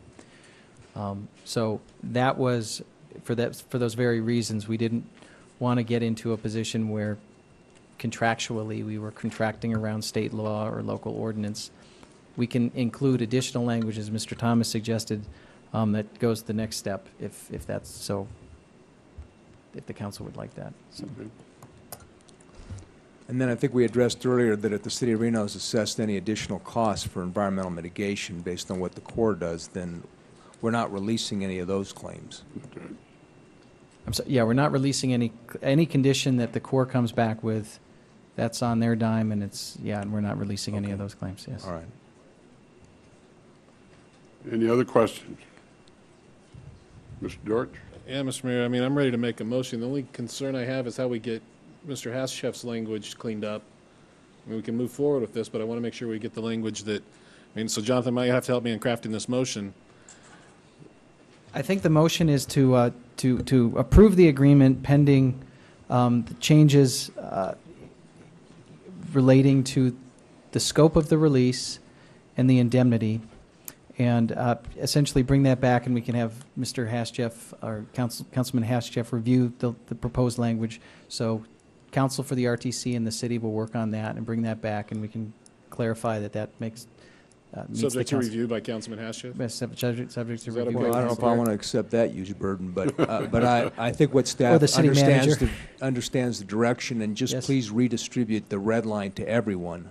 Fair enough. So everybody sees it and they can look at it. Since I had talked to Jonathan this morning and expressed my concerns, and I think he agrees with me, it's just a matter of Yeah, making it's just a matter sure. of how it gets in there. Correct. Right.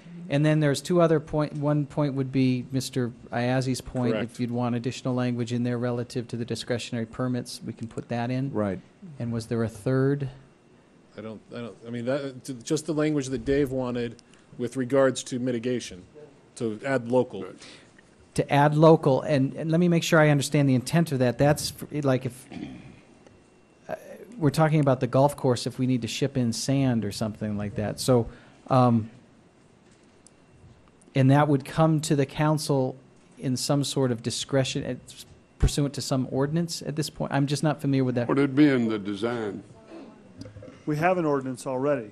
Okay. And I don't think that in their appraisal, they talked about in that cost that the appraiser understood that we had that ordinance that could add significantly to the cost. And he's talking about if you're shipping in additional materials, Then which I think is in our ordinance. If you ship in additional materials, You got to take something you got to out. take off-site. Whereas Right, a lot of and- mitigation can usually be done on-site because you can, if you're moving it from one spot to another, you're not.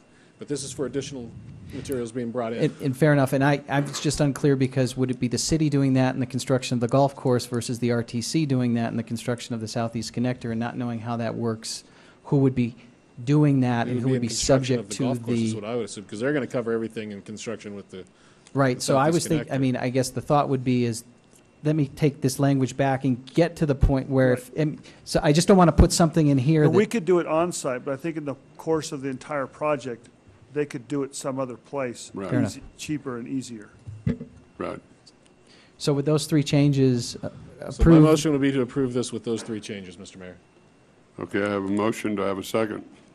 I'll go ahead and second the motion, Mr. Mayor. I think when you add up the additional costs that the RTC has to pay in addition to the 7.5, which includes the tunnels, the payment of the design, and then the realignment of the existing 9 holes, it's a pretty substantial number. It's 7.5 plus something closer to 10 or 11 million dollars. And then if staff is able to make the changes that we just added to the agreement, that even provides the city with additional protection. So if those unknown contingent costs are incurred, the city would be reimbursed for those. So then it starts to get really close to something I think Councilman Ayazi was pushing for. So I'll go ahead and second the motion on that basis. Okay, I have a motion and second. Discussion. Just a Mr. comment on, it was discussed in open forum here about the clubhouse. And does that need to be included in the motion, or is that? That's in the agreement. It's in the agreement, okay, thank you. And really, I want to thank Mr. Isaac. You did a hell of a job in negotiating with these people. You made my share of the negotiations a hell of a lot easier than it would have been. And I really appreciate all your work and all your effort, and thank you very much. Any other discussion? I have a motion? Yes. I do have to comment. I'm sorry. It seems like it's been one of these days for me on these no votes, but I can't support this. I think the prudent thing to do would be to get an appraisal on the property and also know how much it's going to actually cost to reconstruct the holes at the golf course. My other issue, obviously, being this was one of the issues I ran on back in 2000, that I was opposed to this road for this very seat. The RTC is basing their whole model on 2030 projections, and the population growth has changed. They're widening McCarran out there to 6 lanes. I'm just not sure that this project is needed anymore. And it's going to cut right through the middle of a golf course. And I'm just very concerned with the flooding issues. We've gone over this. I mean, it's been 11 years since I've been on the council. There's been numerous public meetings on this. When I was referring to the public meeting, I was saying the actual land use designation on the zone change, I believe, that will be required. But some time ago, too, there was a resolution passed that this route would not be selected by a previous city council. So I just, I'm going to stay consistent on my feelings over the last 10 years on this roadway and just question whether it's needed in the first place. Okay. Any other discussion? Mr. Azzi? Just a clarification, because the attorney said he would bring stuff back. I don't know what the motion, he said he would redline it and get back to us with information. What is it, what are we doing? Is it going to come back to us? Is it approved? Go ahead. I would think that, I mean, I think if we approve it tonight, we go forward with the changes that that we've requested. We could do it either way, however. Going to the motioner. My thought was, as long as Pierre was comfortable with it, because your language I thought was easy, that as long as Pierre was comfortable with moving forward with it, with the changes that he asked for, then we would move forward tonight and be done. That's right. Yeah, I mean, if anybody else has to comment on the changes, then, I mean, anybody at this table can comment on the changes. I'm going to provide my comments, obviously, but if anybody else wants to provide comments back to the city attorney's office, they can do that as well. But this action tonight we're taking, we would get those changes and get it over to the RTC. I don't know if they have it on their agenda this week or not, but we would get it over there that the council supports us. All right, we have a motion, we have a second. Any further discussion? All in favor say aye. Aye. Those that oppose, no. Show the vote 6-1. All right, ladies and gentlemen, I apologize to everybody coming here right now. We've had a long day. We've still got about 5 or 6, 7 items to go, and then we will then go into the public hearing at 6 o'clock. Yeah, can we take a 5-minute break, Mr. Mayor, before we go to the public hearing, after we finish this? Sure, agenda? after we finish this, then we'll take a 5-minute break, then we'll get into the hearing that was scheduled at 6. All right, board and commission appointments? J14. Oh, I should start with J14. J14. Yes, sir, or staff, or whatever. This item, Mr. Mayor, is a continuation of the interlocal cooperative agreement for the street and highway program. I believe last week it was approved, except for the golf course item, which we have $25 million in there for the southeast connector. That included 16 million for right-of-way, 5 for construction, and 4 for design. And the RTC is requesting approval of this. Now, didn't we approve this last week except for the roadway, and what about Pyramid and McCarran? The item rest of it's was all approved? except for the southeast connector monies. Okay. Mr. Mayor, can I request that's all we're voting on, since we already voted on the POPs for all the other roads projects, that this is specific to just the southeast connector being included? Because we already took that position last week. I'm sorry, I don't quite understand your question, but if this is a 3-way agreement, I've got county approval, City of Sparks approval, and so if the City of Reno were to change one of the terms, it would have to go back and start. I'm not asking you to change Okay. the terms. We've already approved the POPs, all the rest of the road projects. The only thing that's left is the southeast connector. So I'm asking that the vote be solely on the southeast connector, because we voted on all the other road projects last week already. We already approved this Okay, so then we're approving the southeast connector this evening. on the POPs, yes. On the But you pub- also indicated Pyramid, right? Wasn't Pyramid? I thought Pyramid was pulled last week for No. discussion, was it? No, it wasn't on there. Pyramid wasn't on here. And that was one of my issues, is why are we approving some things and not everything? Yeah. You know, Well, the pyramid was covered on prior documents. Mr. Dortch, you want to give me a motion? Well, just Excuse quick me, I'm comment, Mr. Mayor, I'm sorry, because we just had a lengthy discussion about not pre-approving the southeast connector. I mean, it still has to go through the public process here. So I want to make sure that this agreement's clear on that point, and if frankly we have to add additional language and you have to go back, then I'm sorry, you got to go back.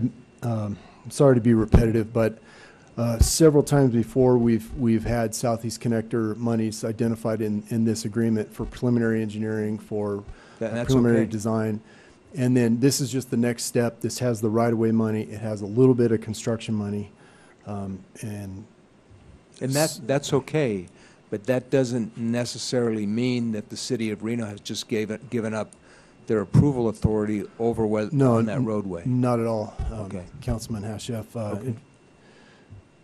With the way the Southeast Connector has been presented in the past, this is virtually the same meaning. It just the dollar amounts are different. It doesn't authorize, I guess, it's not an endorsement of the city council for the project, I guess is my point. Okay. To summarize. That's what I needed to clarify. Thank you. Well, Mr. Mayor? Yes, sir. Then on the agreement, it said the Southeast Connectors has been approved by the city of Reno because of these POP agreements. So how do you say that we're not approving it, but then in the agreement we just signed, it says this is exactly why you've already agreed to it because of this? Councilman Azzi, the POP agreement, as we understand it at RTC, is an authorization document that allows us to commit fuel tax monies. That's all it does. We have other process to go through. We have a core permit we have to do. Obviously, there's outreach and there's working together with city staff and city to get this project done. So we're not trying to slip one by any means. We're just trying to, first and foremost, get right-of-way money so that the golf course purchase agreement can be funded. And How did we fund the $225,000 we just gave to Waste Management? that was on last year's POP amendment. Not from the city of Reno. It was money that was allocated in the POP agreement, and according to the statute, the ICA authorizes the project, but it's not a financial tool. We don't manage our finances through this. One last question, Mr. Mayor. We asked the city attorney to talk to Mr. Fowler about what we get to, have you had time to do that yet?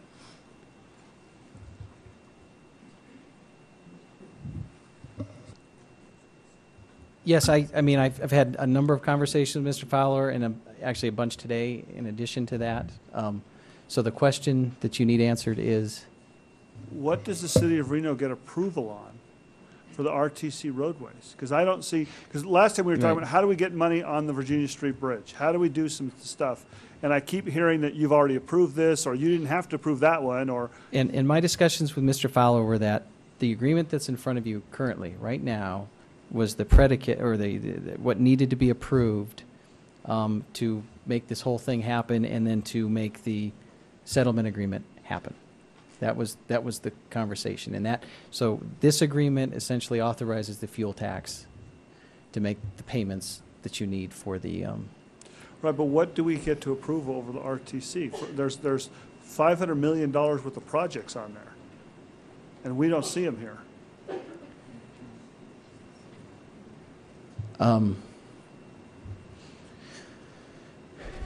Then maybe, again, I can go back and talk to him again. We can do that some other Yep, time. okay. All right, any other discussion? Yeah, Mr. Mayor, George. I'll move to approve this. I mean, I think we need to get this going. I think we need to get the entire agreement approved so that all three entities have approved the same item, so that we can get these projects started. And I think if we delay them 30 days, then there's a lot of jobs that aren't going to be happening because we drug our feet on this, and I think we really got to get going. So I'm going to move to approve. A motion, do I have a second? This is just on the Southeast Connector, right? Because we already As long as voted on the POPs. Yeah, I mean, I would assume that we can do it that way. I mean, the agreement itself is what has to be approved. In whole, I would think. I mean, the technicality of we've approved part of the agreement and now we're approving the other part of the agreement, as long as our legal counsel's okay with that. And Tracy Chase, Reno City Attorney's Office. You need approval of the entire That's what I thought. agreement. So we would recommend that would be your preferred course of action. If you do choose to split it, there would have to be a sufficient amount of votes from combining both votes of the meeting for an approval of the entire agreement. Because last time, I don't know what the vote count was. I think it was unanimous last time. Was it unanimous? But if you would have to pass the remainder of the agreement with the majority vote. Okay. You still would have approval from the council if you combine both votes. So, okay, so I can. Yeah, best course would be one approval from the council, but we can work with the other one. Okay, you had a motion? And I will second that. Mr. Hale, I need to ask you one question, not to prolong this, but when you were before us last week, you said that if you didn't get this passed, it would be jobs that you couldn't, or projects that you couldn't initiate in 2012, they'd be delayed to 2013, that would be cost jobs. Is that still accurate for what you That said is last accurate. week? And I actually went back and checked, and since we do this every year, we present a 2-year program. So we actually had calendar year 12 projects on last year's approved project. There was 3 projects that we didn't have listed on last year's POP that would probably not be able to go forward with, including Terminal Way around the airport there. Let me just simplify your answer. So this approval is incumbent, getting this approval is incumbent on you getting jobs, getting projects out and getting jobs in 2012. Is that right? Absolutely, absolutely. Thank you. I have a motion and second. Further discussion? I'm going to support the motion because my support is contingent upon what I heard from the RTC today, that it doesn't prohibit or otherwise impair the city's discretionary approvals on the Southeast Connector. That's why we lifted it out last week, went forward with the other projects to bring it back for that purpose. So on that basis, I can support it because we went through a public hearing process about the Southeast Connector, and it's going to have to come back to the city to do that all over again, Mr. Mayor. Right. All right, any other discussion? Mr. Azzi? Yeah, I'm not going to support this, Mr. Mayor, only with the fact that I think the worst argument to say you should support it is because then I have to go ask the other 2 people again. When we're the ones who had the biggest problems with this, they should have come to us first and let the other 2 entities. It wouldn't postpone any jobs. It just meant they'd have to go to Sparks in Washoe County next On the month. Southeast We've already Connector. approved all those projects, and I understand that, but I don't like getting blackmailed that you have to do this because it'll be, we don't want Sparks and Washoe County to have to deal with this. And we've been having trouble dealing with them already to a certain point. And all this money that we're adding here is right-of-way acquisition. There's no jobs in here that we're adding. It's right-of-way acquisition. It's not jobs. Well, that's interesting because that's not what you just said, Mr. Hale, that there are jobs involved, right? We already approved it There's last week. approximately $30 million in roadway construction in this agreement. The right-of-way that we're acquiring is the $13 million that we have identified for Southeast Connector. But we have, there's actually $70 million. Did we approve those last time? We approved those last week. I know all he got, but it's up to us. If you guys don't approve everything, even if you don't like it, then we're going to lose all these jobs. I think that's a bogus argument. They could go back to Sparks and Washoe County and say, I understand your we argument have- completely, but I'm right, we comfortable can with just- the Southeast Connector. we can just That's move my on. issue. Is the money we're putting back in is money for the Southeast Connector, which I'm comfortable with. I mean, that's a project I've supported. you have. Okay, I have a motion and second. Any further discussion? All in favor, say aye. Aye. Those that oppose, no. Motion No. carries. No, it's 5-2. All right, item K1, boards and commission appointments, historical resource. Yes, Mr. Mayor, I'd like to appoint Charles Reno to the Historic Resources Commission. Have a motion second. All in favor, say aye. Aye. Those that oppose, no. Motion carries unanimous. Housing Authority. Yeah, Mr. Mayor, need to reappoint Dick Scott, Glenn Taylor, and Lloyd Dietrichson. Have a motion second. All in favor, say aye. Aye. Those that oppose, no. Motion carries unanimously. Reno City Planning Commission. Yeah, Mr. Mayor, this is actually your appointment, but I would recommend Buzz Harris. Okay. Second. Have a motion second. All in favor, say aye. Aye. Those that oppose, no. Motion carries unanimously. Ward 2 South Neighborhood Advisory Board. Reappoint George Jocelyn and Sean Smith. Second. Have a motion second. All in favor, say aye. Aye. Those that oppose, no. Motion carries unanimously. Old Northwest, Ward 5. Forgot the name, Mr. Mayor. That's all right. Move to approve Andrew Simpson. Okay. Second. Have a motion second. All in favor, say aye. Aye. Those that oppose, no. Motion carries unanimously. We just did that one, item K2. They got it in duplicate. Identification of any future agenda items. Mr. Isaac. Just one, Mr. Mayor, and this actually might be more for the Health Department to Dan, but I'd like the county's going through their budget cuts again in January, and I wanted to bring up that in our interlocal agreement of 1993 with the county, it says that they cannot reduce the budget of the Health Department in the middle of a budget year without requesting that from Reno and Sparks. And I want that to be clear that they shouldn't be going to the health department and doing like the animal control and cutting that in the middle of the year without getting our permission. But, okay. that'll Okay, be- that can be a future agenda, but I'll bring it up because we have a meeting Thursday at 1 o'clock. Okay. And that's a future agenda item. Mr. Any Mayor, others? Yeah, I have one, Mr. Mayor. Sure. Have staff draft a resolution to the Washoe County Commissioners about supporting senior services and not cutting the senior services programs, which the county intends to do. Okay. Any others? All right, any liaison reports?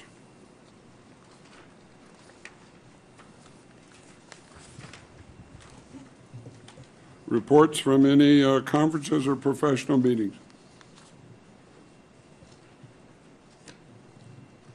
Item L4, Ms. Zadra.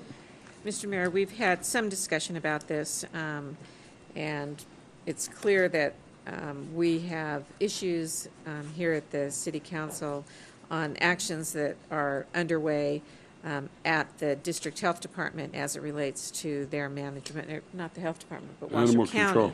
as they manage animal control.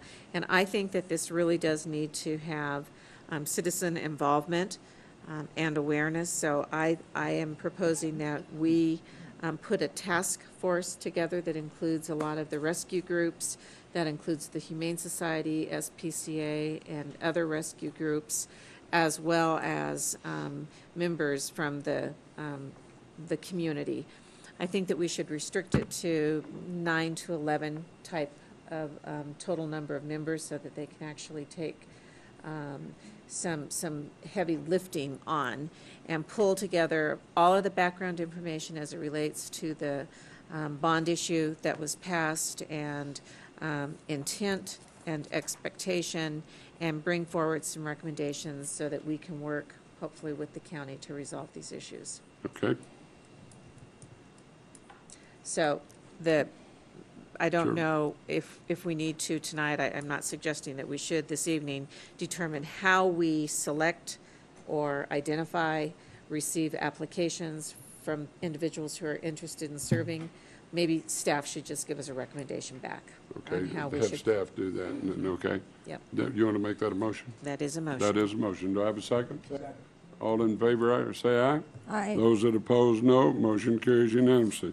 L5, Ms. Zadra, Salvation Army. From my discretionary funds, move that you should read the resolution. Resolution number 7655, resolution granting $1,500 to the Salvation Army Children's Service Program to offset costs associated with providing services to children in need.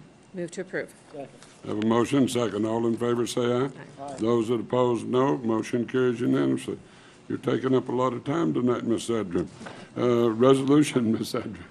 Resolution number 7656, resolution granting $1,500 to the Salvation Army Senior Services Program to offset costs associated with services provided to seniors in need. Move to approve. Have a motion, second. All in favor, say aye. Aye. Those that oppose, no. Motion carries unanimously. Those are two great causes. Thank you for doing that. Item M1, we're going to pull that and we'll do it later. Item M2. Did that already, Mr. Mayor. We've already done M2. Item N1, whoops, wait a minute. Mr. Mayor? That's at the public hearing. All right, ladies and gentlemen, we're Mr. going to Mayor? recess. Excuse me. Before we, Go ahead. Thanks, Ms. before we go into recess, because I was one of the folks who appealed this case so we could have it at a nightly public hearing, we did get documentation from, I did get a letter from UNR requesting a continuance on this matter. And I know there's two other appellants in this case. I don't know, is Heidi Littenberg here? Heidi and also Mr. Holland. And my preference, being the council person from this area, I have no problem going forward with the public testimony. However, I would like to give time for everyone to meet and be able to go through these issues, because I received 3,828 emails on this particular zoning request, Mr. Mayor, and I think it would be prudent if both sides could sit down and meet, because I think a lot of these issues are in regards to the meat packing facility. I know there's flooding issues as well, but I did get a request from UNR for a continuance on this matter, but I think we need agreement from the other two appellants in this case, if I'm understanding correctly, to agree with a continuance. Right. Mr. And Mayor, we need to open it up, and then the three appellants can either agree or they can go ahead and make their presentation tonight, and then we as a council could continue it later to give everybody a chance to get together. Mr. Ashef. I'll let the city attorney go first, Mr. Mayor. Okay, excuse me. Mr. Mayor, Tracy Chase, Reno City Attorney's Office. Sorry for the interruption, but you are accurate. That's the advice I was attempting to give to you. You have to open the public hearing to actually get on the record, right. But the other appellants' positions are on the continuance. And then if council is predisposed to continue, you would take public comment on the continuance itself, too, because people would have a right to comment on that. Absolutely. Yeah, but one clarification. What I thought I heard said is that unless the appellants agree to the continuance, we cannot continue it, which is not what I understood. We can hear, the pros and cons of continuing, but the decision to continue remains with us. Marilyn Craig, Deputy City Attorney. That is correct. Okay. Let us recommend to you that you begin the hearing by indicating that UNR has indicated a desire to continue, and let them explain why they had that desire. Then, if in fact you want to hear from the appellants, that would, even if they agree or disagree, you would still have the right to continue it. Right. And then if anyone wants to make comment on the continuance, they may do so. But you may also find that they are willing to simply say, okay, as long as it's continued, we don't need to make our comment tonight because we'll have an opportunity at the next hearing. And we have to declare whether they're grieved or not. No, you don't have to. Okay, no, that's tonight. not part of that Okay. tonight. Yeah. All right. And Mr. Fraser, I got emails from Texas, Louisiana, Ohio, Alabama. So did I. So don't be. Hey, you guys did your job. Don't be pounding your chest over there. Huh? All right. Ladies and gentlemen, we've had a long day today. We are going to take a 5-minute recess, and then we'll be back to continue the meeting. Thank y'all very much for your patience.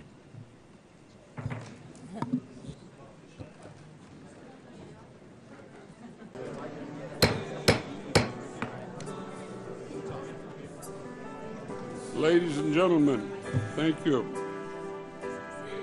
If we do have the TVs outside, if there's any chairs out there, I don't know if there are or not, but if some of you would be comfortable sitting out there, you'll see the whole thing on TV if you want to sit there.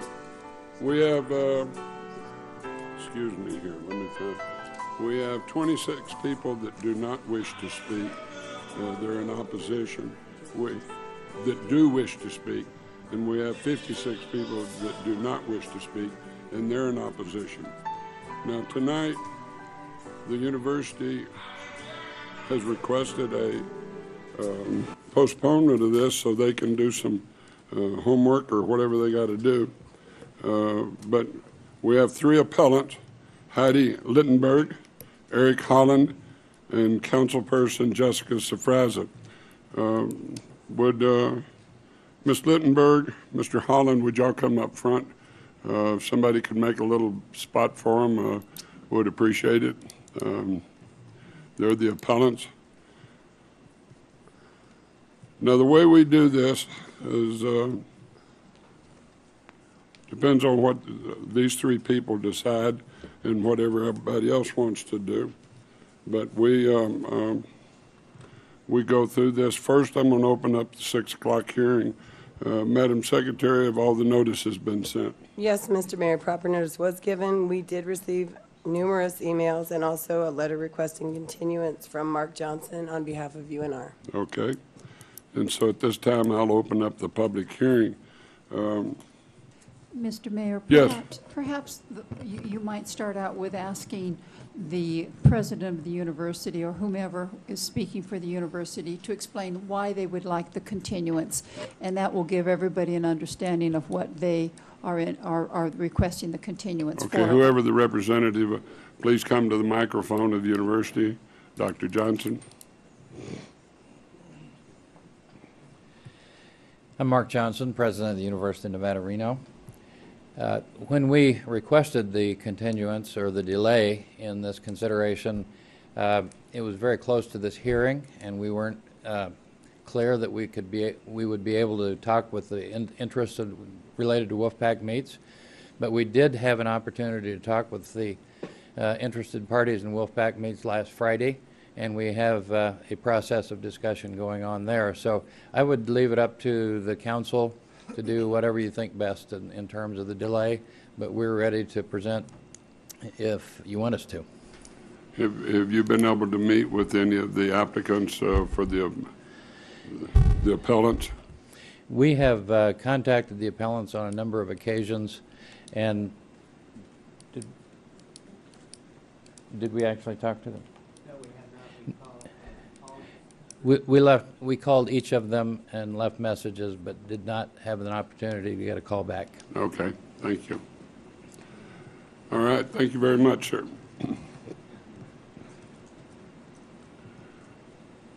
Did they clear 3 seats for you? Yeah.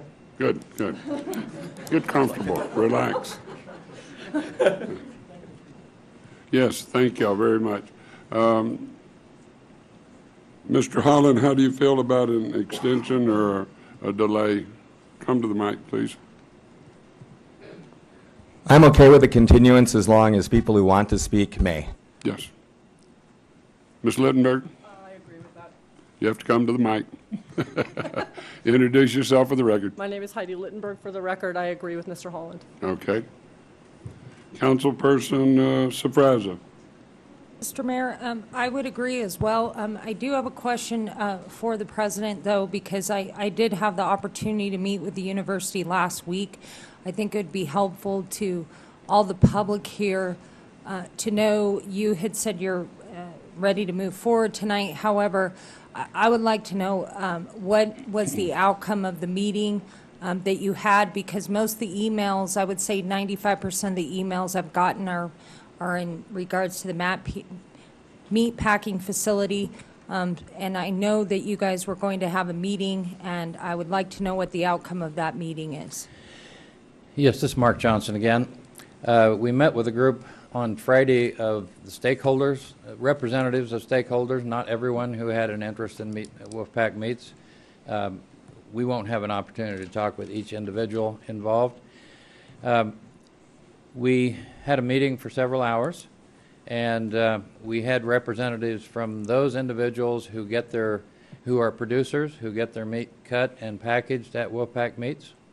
We had representatives from the food co-op, and we had representatives of those meat plant owners and managers who have been sending us letters requesting that we no longer keep Wolfpack Meats going as a state-subsidized entity in competition with them. So we had all three of these interests in the room at the same time.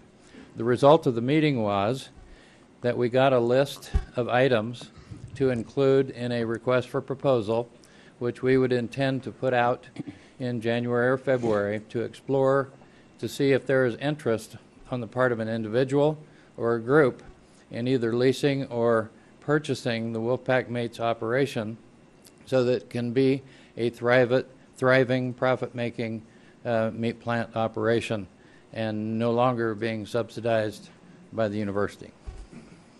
So when do you plan to go out for that is it RFQ, RFP? Yes, we plan to go out for that in January, February. Okay. That's all I have, Mr. Mayor, right now. Okay. And maybe, I don't know, I guess a question for legal. Based on that, how long can we do a continuance for? You may continue it for a reasonable period of time. If in fact UNR wants to have a meeting with all the folks that are here tonight, you should give them opportunity to do that.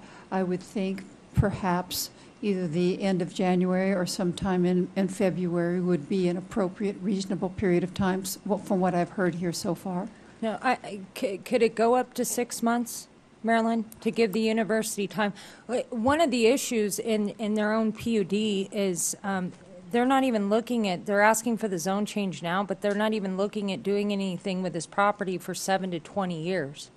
So I don't see what the harm would be in a 6-month continuance to allow the university to go out to do their RFQ, RFP, find out what the responses are, because that's the concern from everyone is the meat packing facility. I think that question should be presented to the university to see how they respond to it. And perhaps they're fine with it, perhaps they're not. May I respond? Yes, sir. Identify yourself for the record every time. Mark Johnson again. We are very concerned that we need to make a decision on this entitlement for development of this piece of land right away. The uncertainty of the future planning of the flood project, and we will make a presentation to show that we have been instructed by the manager and the attorney of the flood project that if we don't get entitlement, wherever the flood project goes, they will not consider our request to keep the 104 acres separated for development. So we think due to the extreme uncertainty of the flood project and its actions over the last several months, we need to act as soon as possible. Well, with all due respect, Mr. President, I also serve on the Flood Control Committee as well, and as you're aware, that fell off the list. Based on what the Corps had said, we really don't need that property over there anymore, number one. But secondly, if we did need any property for the purposes of a flood control project, you know, under the law, that we would have to compensate for full fair market value for that property. So if you're not planning on developing the property for 7 to 20 years, I still am not hearing the logic on a 6-month continuance, what the problem would be. If I could respond. Yes, sir. Mark Johnson again. At no time have we ever thought that the flood project was going to purchase that land, but to the extent that they are planning for the floodway, if we don't have this entitled, they can continue to plan for the floodway without us having that land entitled. And we want this land entitled as soon as possible, not for you to purchase, not for the flood project to purchase, but to hold it out of the floodway when flood planning does occur. So Marilyn, I guess whose decision would it be how long we can continue this for? It is council's decision. But don't they have a right to be heard in a reasonable amount of time? That is what council, Right. council will act reasonably. Thank you, sir. Mr. Azzi. So again, on what's happening here is if we make a motion to continue this, then you'd ask for people who couldn't be there at that meeting to make comments. I mean, should we make a motion first, and then the public comment will be on the motion? Or just general public comment, however you want to handle that, Mr. Mayor? If we can make, so that everybody sort of has an indication of where we're headed, then they'll be able to more direct their comments. I'll go ahead and make a motion, Mr. Mayor, and I'll try this based on what the president had said on the meeting and them going out to the RFP, that we go ahead and continue this for 90 days because we're during the holiday season here as well. I would like the university to have a town hall meeting with all these folks who are very concerned about the issues regarding the meatpacking facility and the other issues out there. And so, and really, if we can come to some kind of resolution, the public testimony may be completely different. Right. So I would like the university to have that meeting first, Mr. Mayor. That'd be my motion. I'm going to second that motion with a comment, Councilwoman.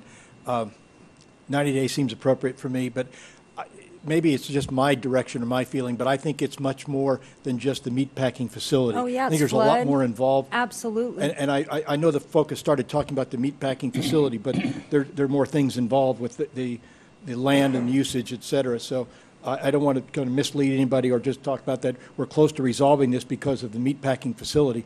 That is not, at least in my purview, that is not it's one of the issues. I don't even believe it's the main issue, but it's one of the issues, certainly. Yeah, flooding's a huge concern. Right. Ms. Zedrup. For the president, Mr. Johnson, is a 90-day continuation reasonable and responsible to your needs? We will certainly follow the will of the council, and I'm sure within 90 days we could call such meetings as have been recommended here. Okay. Public comment on the motion? Ms. Lidenberg. Ms. Lidenberg.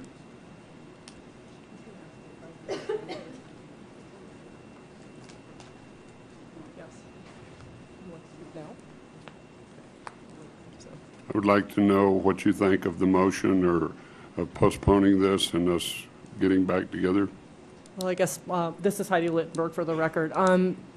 What are the opportunities to speak this evening and regarding this whole thing? Because we do have issues besides the Wolfpack meets that need to be discussed.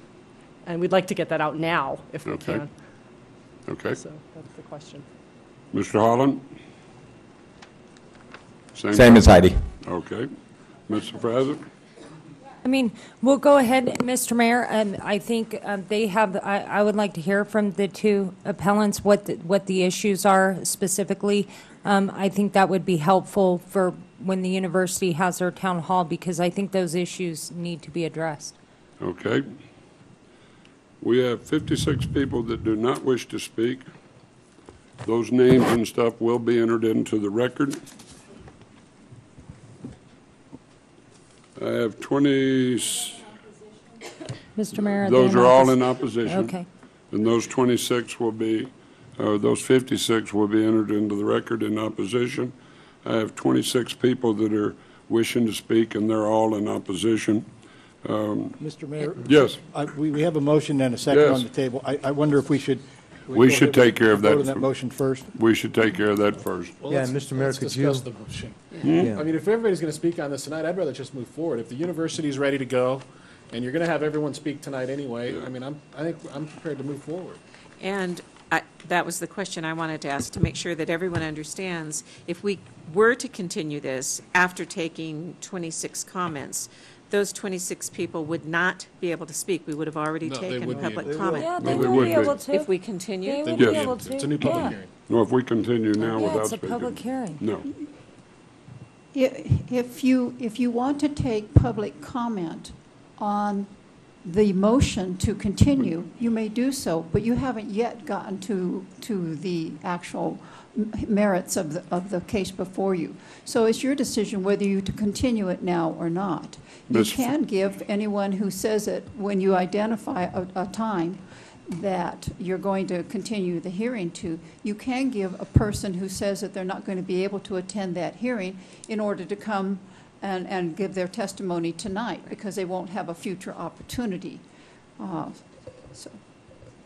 Mr. President, yes, Mr. Mr. Mayor, I'd like to add to that John Cadlick, the city attorney, if people speak tonight, they need to understand that the issues may change. So they may be speaking tonight on a subject that isn't going to be a subject at a subsequent hearing.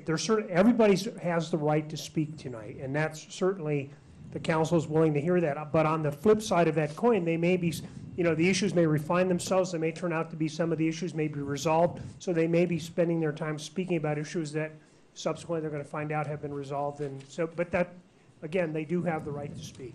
Right. Mr. President, do you want to withdraw your motion right now? I still would rather continue it, Mr. Mayor. I have no problem hearing the public testimony, but again, it's my ward. I've received all these Sure. emails. I think it's more discussions that have to happen. There's a lot of, I got a lot of concerns on this, Right. and I think it's going to take more time to resolve. Okay. Yeah, Mr. Mayor, I just by way of clarification, as the city attorney indicated, the process we followed before is if we decide to continue it, then it really isn't worthwhile for all of us to stay here for a long period of time if we're going to hear all of this all over again when it really counts, when we have, as the city attorney indicates, the merits are before the council if we've decided to continue it. So the public should know that we're interested in their comments, but really the next hearing, the continued date, is the real hearing where we're going to hear the merits. And Mr. Mayor, it's a second. I would want to move forward on the vote too, but my opinion of that is that if we are asking for public meetings with these people or the concerned parties, if we let the people who want to speak tonight say what they want to say, I think it may help the negotiation, because then you'll have an understanding of where those people stand and how the university can react or not react to that. So I think I'm not opposed to staying here and listening to the people that want to speak tonight who may not be here the next time, simply because it may help the negotiation or the resolving, or maybe it won't help. But at least people will know. I think the emails have come, and obviously there were a lot of emails that were people in town because they're here tonight in the capacity room. So I think that hearing the people speak tonight will help both sides. So that I would be totally open to listening to what the people have to say. They came, I'm here, I'm willing to stay. I think the other council people feel the same way. Well, we have a motion on the floor and we have a second. Any further discussion on the motion? All in favor say aye. Aye. Those that oppose, no. Motion is 6-1. Did I hear? Oh, 6-1, Mr. Deutsch opposing. All right. I'm going to let Mr. Holland and Ms. Littenberg speak first, then Ms. Safraza. Mr. Holland, please identify yourself for the record. My name is Eric Holland. Ladies and gentlemen, as we go through this, there's 56 people wishing to speak. If you hear somebody that's already said something you were going to say, please, out of the courtesy, either yield to somebody or do something so that we just don't drag this out and start repeating the same thing over and over. Would appreciate the courtesy if you would consider those things as we go along. Mr. Holland. Mr. Mayor, if I may interrupt, excuse me, Mr. Holland, but I think as an appellate, he is entitled to more than 3 minutes. Is that correct? That's right. I'm on line 5 minutes. And how many minutes is it? 5. Would you please turn on the light? Turn the light on or down? I want to show a okay, turn on the screen. Whatever it is. There it is, right there. The okay. Can you make it bigger? Is that a picture of me, Mr. Holland? No, I did that a while ago. Oh, okay. That's right. You've done that before. A couple times. So anyway, I'm going to have a somewhat more global point of view. I appreciate the members of the council that advocated for both the continuance and the right to speak, because it actually is valuable to hear our concerns tonight so you can deliberate the issues rather than everything always being at the last minute. So those of you that advocated for those of us that want to speak tonight to be able to do so, I really appreciate it, because it's not always good at the last minute. So thank you. This cartoon is published in Nevada Rancher, and we just really need to stop doing things the same old way. I really appreciate our farmers and our ranchers. I'm the cartoonist for the Nevada Rancher, and I have been for almost 10 years. I personally could not grow a tomato plant in a pot in my loft. It died. So I really appreciate them. There's at least one member of this council who's thinking, all this guy cares about is leapfrog. What's he doing here? Where's the growth going to go? I used to be asked that years ago when I was fighting for Winnemucca Ranch. Some of you may remember that. Today it's different. What growth? So we can't do things the same old way. So there's a couple of points I want to make why I'm here tonight. I am still concerned about continuing to upzone vacant land, wherever it is, that is not zoned for on the outskirts of town while Park Lane Mall sprouts weeds and the city center motel molders with barbed wire right across from the Silver Legacy, giving our tourists a great scene. People love this farm, that's obvious. I love the farm.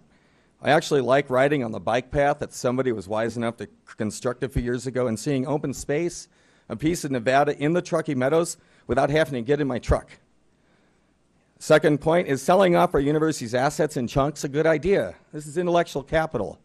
Local farming is growing. We need to actually, that leads to my next point, and it's global, it's actually almost a statewide or federal, is stop this no new taxes nonsense. It makes no sense. We're running deficits everywhere, we're closing down schools. Let's pay a fair share of taxes, all of us, working people. I just wrote a big check to the state because I sell art. And when I sell art, I always forget to collect the sales tax, so I have to write a check for it. It hurts, but I paid them. We need to fund the university, not turn it loose to fend for itself like an 18-year-old. I support local food and farmers markets. I work as a teacher part-time during the winter, but in the summer, I'm completely stuck trying to sell art. And the farmers markets where people sell tomatoes, I sell my art. Like this calendar. This is a calendar we did at school. And if I was at the farmers market, I would invite you all to buy it for me for $5. So you can see me in the back. I'm actually very bullish on Reno. I guess we just lost a national contest. We're the second most oppressed city in the country instead of the first. I like to win. I wish we'd won that. But I'm very optimistic and very bullish. I'm hardworking. I'm an optimistic person, and we can rebuild this town from the inside out. From the inside out.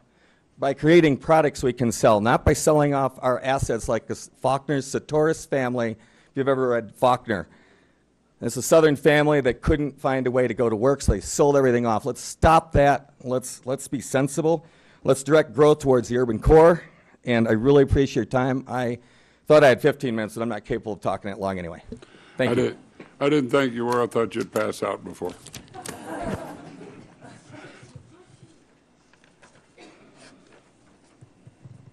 Heidi Littenberg.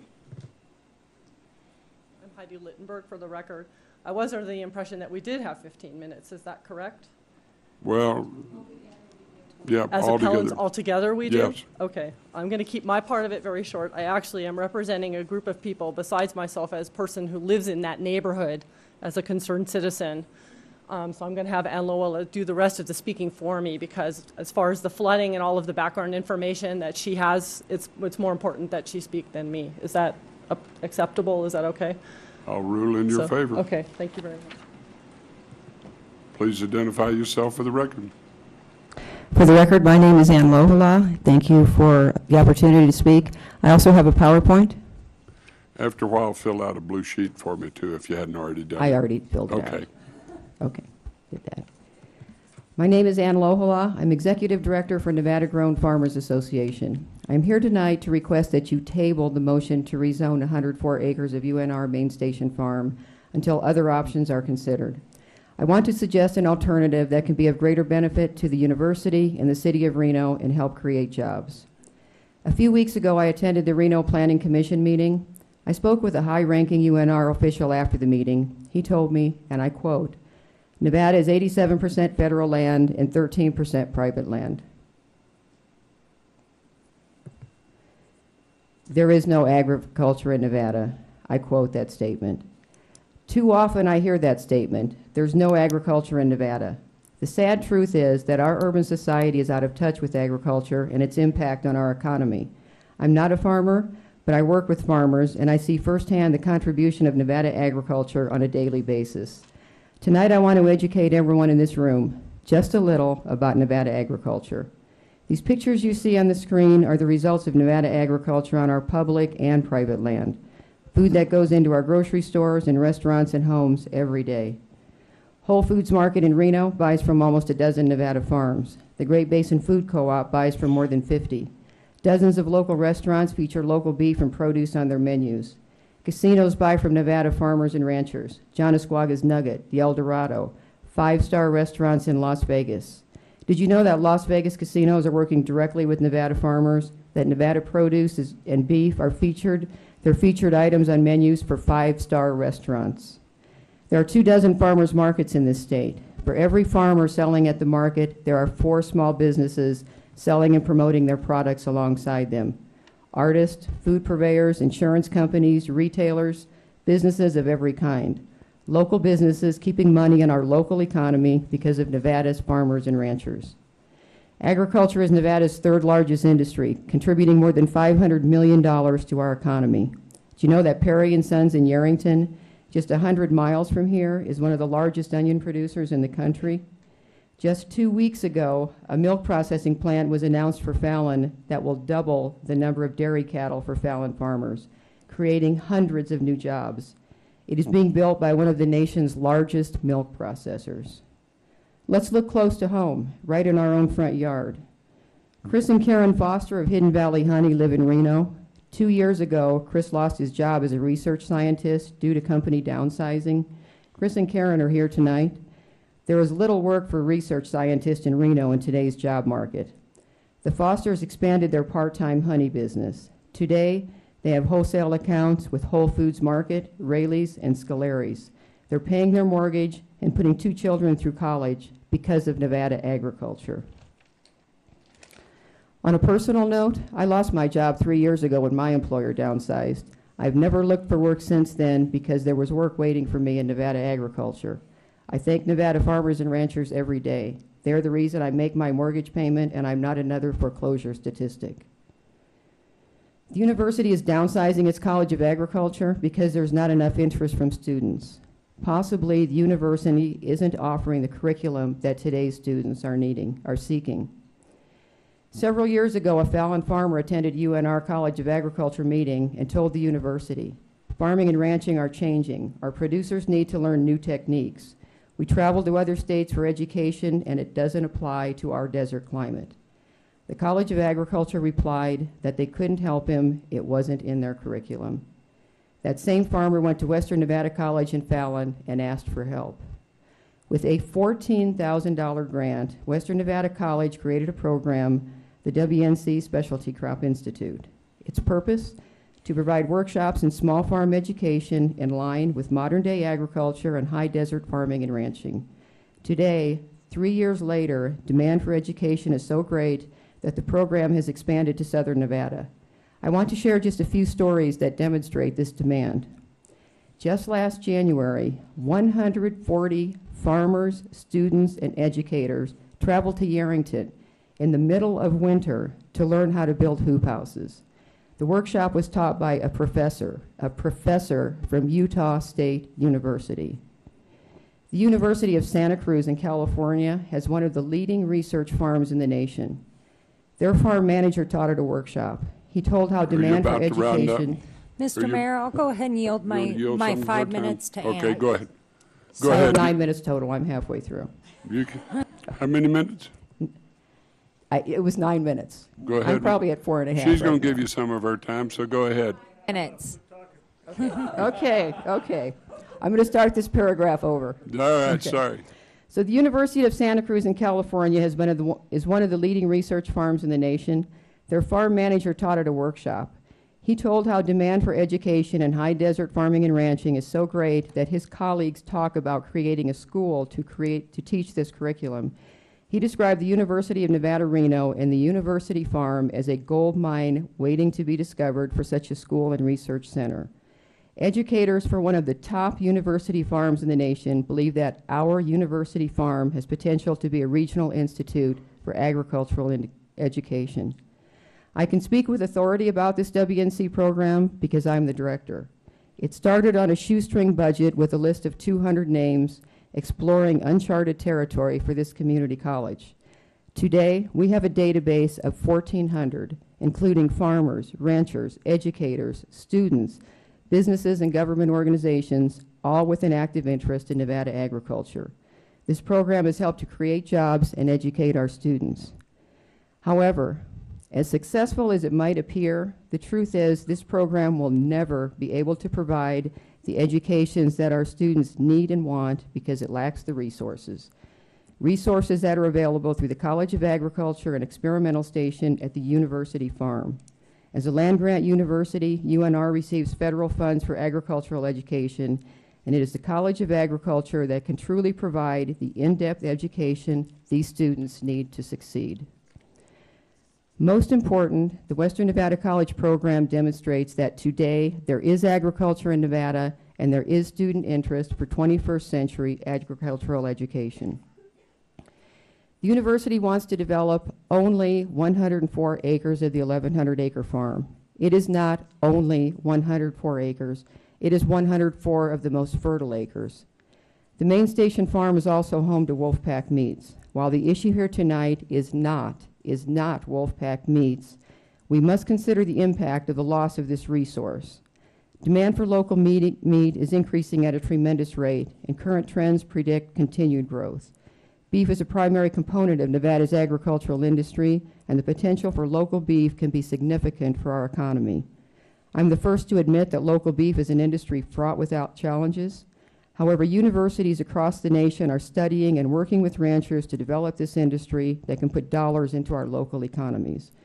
We are more fortunate than most universities as we have Wolfpack Meats, a multi-species slaughter facility to assist us in research and education. If lost, the cost to create a new slaughterhouse would make it impossible. These 104 acres are much more than just land to be developed. This land is intellectual property that has potential to create jobs and rejuvenate our economy. Without these 104 acres, the farm is a shell. Urban development will encroach, and it will be the demise of the farm. We all know that city folks do not like to live next to stinky farms and slaughterhouses, such as Wolfpack Meats, and that includes me. I understand that the university has been devastated financially by budget cuts, and I recognize that its emphasis is on undergraduate degrees that the university farm currently does not provide. Farming and ranching are not glamorous professions, but they require a good education to be successful. They provide honorable livelihoods that create a domino effect for job creation in other industries. I ask that the university look at a broader picture, begin with certificate programs that can expand to a 4-year degree as the College of Agriculture rebuilds. Our university has the potential to develop our College of Agriculture and the university farm as a regional center for high desert farming and ranching, education, and research. I ask that this request for rezoning be tabled, that the university consider meeting with stakeholders to consider new and better options that will benefit our students, our university, the city of Reno, and the state of Nevada. 10 years from now, everyone in this room can drive down Mill and McCarran Street, past the university farm. Your decision tonight, the votes of the council members in front of me, will decide what we will see. If the rezoning request is approved, 10 years from tonight, we will drive down Mill and McCarran. Instead of Nevada agriculture, we will see sterile concrete. Table the rezoning request. 10 years from tonight, we will drive down Mill and McCarran, and we can see a thriving university farm, an institution with regional impact, educating our students and creating jobs, a university farm that everyone here tonight can help to rebuild. Thank you for your time. Thank you. Thank you very much.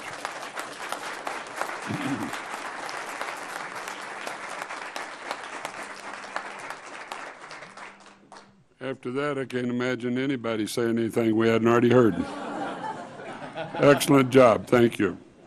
Anthony Postman does not wish to speak but is in opposition. Catherine Cole Fernandelli.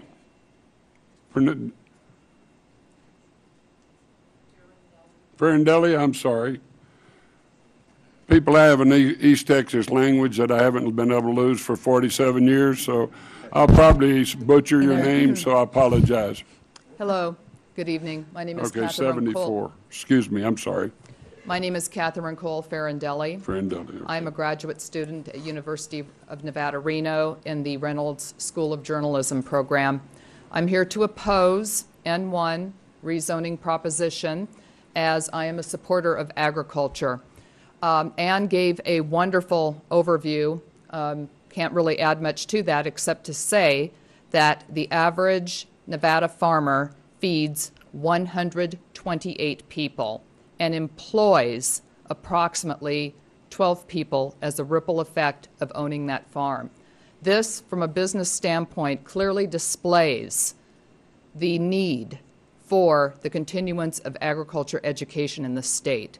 And incidentally, agriculture is the third largest industry in the state of Nevada and deserves to be embraced in that capacity. Thank you.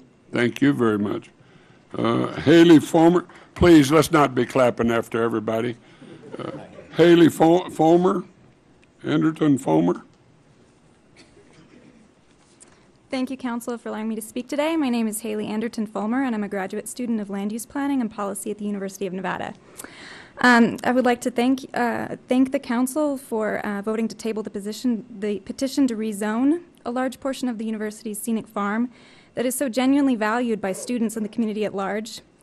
I'm glad that the administration met with the ranchers that will be affected by this decision.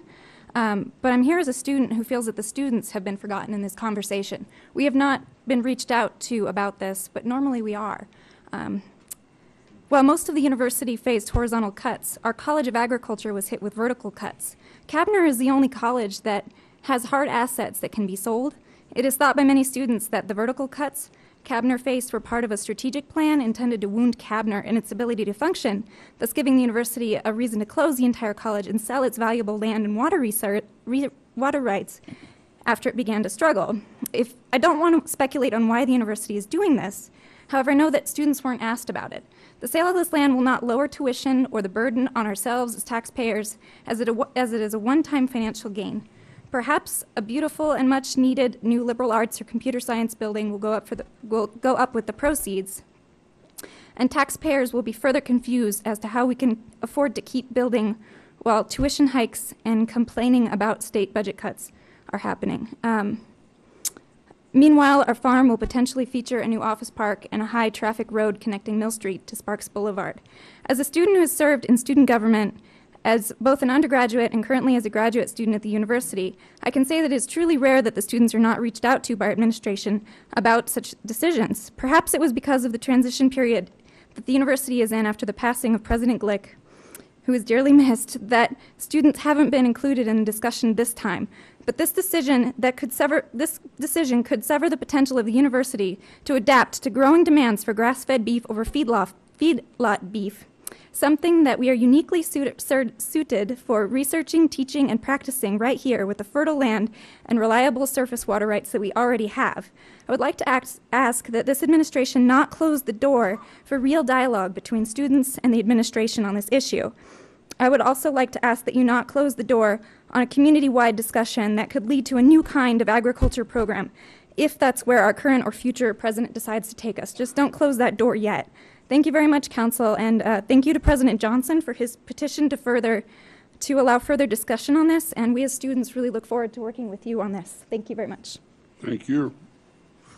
Susie Sutphin.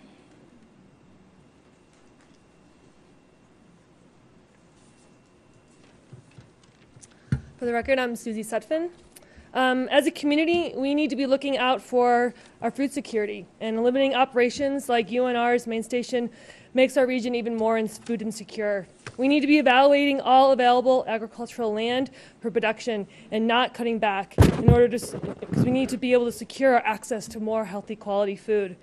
Local food production can make our economy more resilient to economic and climate fluctuations. Let's go backwards, not forwards, helping to leverage UNR's position as a land-grant university. And as Ann mentioned, all the opportunities it can provide with more of a sustainable agricultural degree, vocational training.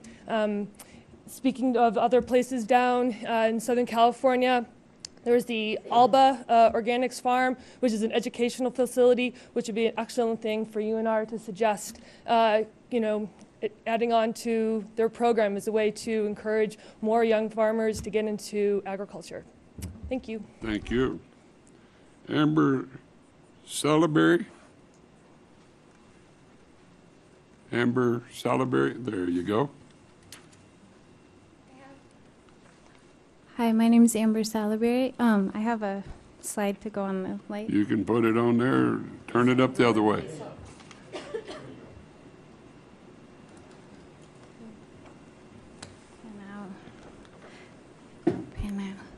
Thanks, I like the stickers. My name is Amber Salaberry. I'm one of the original co-founders of the Great Basin Community Food Co-op, and I'm the current general manager. I'm here tonight to show some of the economic impact on an urban level in regards to the local food movement. I'm excited to be here, and I'm really, really happy that everyone's deciding to take a bit more time to consider this really, really important decision. A friend of mine once told me that if you can eat it, drink it, or smoke it, then you'll be okay in any sort of recession environment. Despite the fact that Northern Nevada has been in a very deep recession since 2008, it astounds me every day to see how true my friend's old adage has become. In 2005, when we started the food co-op, it was hard to find 3 farmers who wanted to sell to our little buying club that ran out of me and my sister's kitchen. More than 6 years later, we have over 60 local farmers and producers, over 4,000 member owners, and we will finish this fiscal year with about a little bit over $1 million in sales in a 500 square foot facility. This is all due to the local food movement and because of agriculture in Nevada. All of the above happened because of our state's current financial condition and people, as Ann mentioned, thinking outside of the box and deciding to take on new livelihood. I think that if the farm was rezoned as light industrial or business commercial use, that it would limit the ability to teach new generations of young farmers, ranchers, and producers. The way that I see it, the UNR Farm Main Station is one of the last remaining open spaces of its size for agriculture within the city of Reno limits. That carries with it a lot of historical importance for our town and a lot of opportunity for future generations. The USDA published this year that there were over $4.8 billion of sales nationally in local food. As you can see from the graph that I'm projecting, our city's local food movement is growing in the same way. These statistics only represent the growth from our community co-op. That being said, many feel that the co-op is essentially the hub of the local food movement and where the harvest comes to town.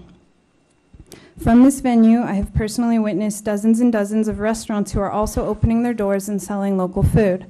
On the graph, I pointed out the very first year we were asked by 3 different local restaurants about selling local food wholesale through farmers.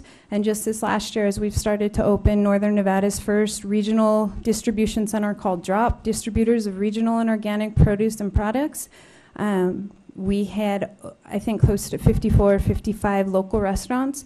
Not all of them are currently selling local food, but they've at least inquired. And as we continue agricultural and make open space for agriculture, and that becomes more viable in the market, more and more people will, because it's the consumer demand and it's the trend. So we're having a major food paradigm shift right now, and it's important. Thank you very much. I think that's it. Thanks so much. You. Linda Gorlangton. Linda Gorlangton, do you have anything new to add? You come on up.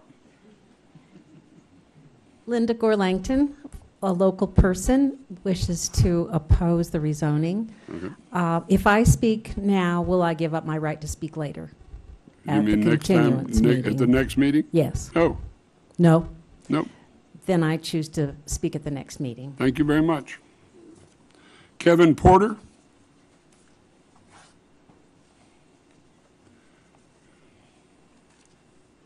Thank you. I don't have that much to say right now since it's been continued. Thank you so much for that decision. I think it was very wise. Appreciate that, and appreciate the university for making that decision. Thank you. And I would make a recommendation to y'all. If you haven't had a chance to go down to the local food cooperative, the Great Basin Community Food Co-op, how many of you have been? Nice. Yeah. Soon, very soon. Amber's the lady to ask about that. But yeah, if you haven't been down there, please go. You'll be amazed by all the stuff that's going on with local food right now. Amber, did you want to say anything else? I'm done. Thanks. Okay, thank you very much. You don't get to call people up here, I do. Your position's open soon, Mr. Yeah, Mayor. well, no, it's 3 more years before my position's open. Don't run me off yet. But he knows their names. Gia Marcini, you got anything new?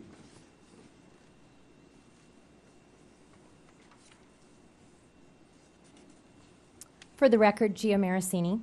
Hello, Reno City Council members. Thank you for the opportunity to address you tonight about an issue that is of dire concern to me. As Gilbert Chesterton once said, education is simply the soul of a society as it passes from one generation to another.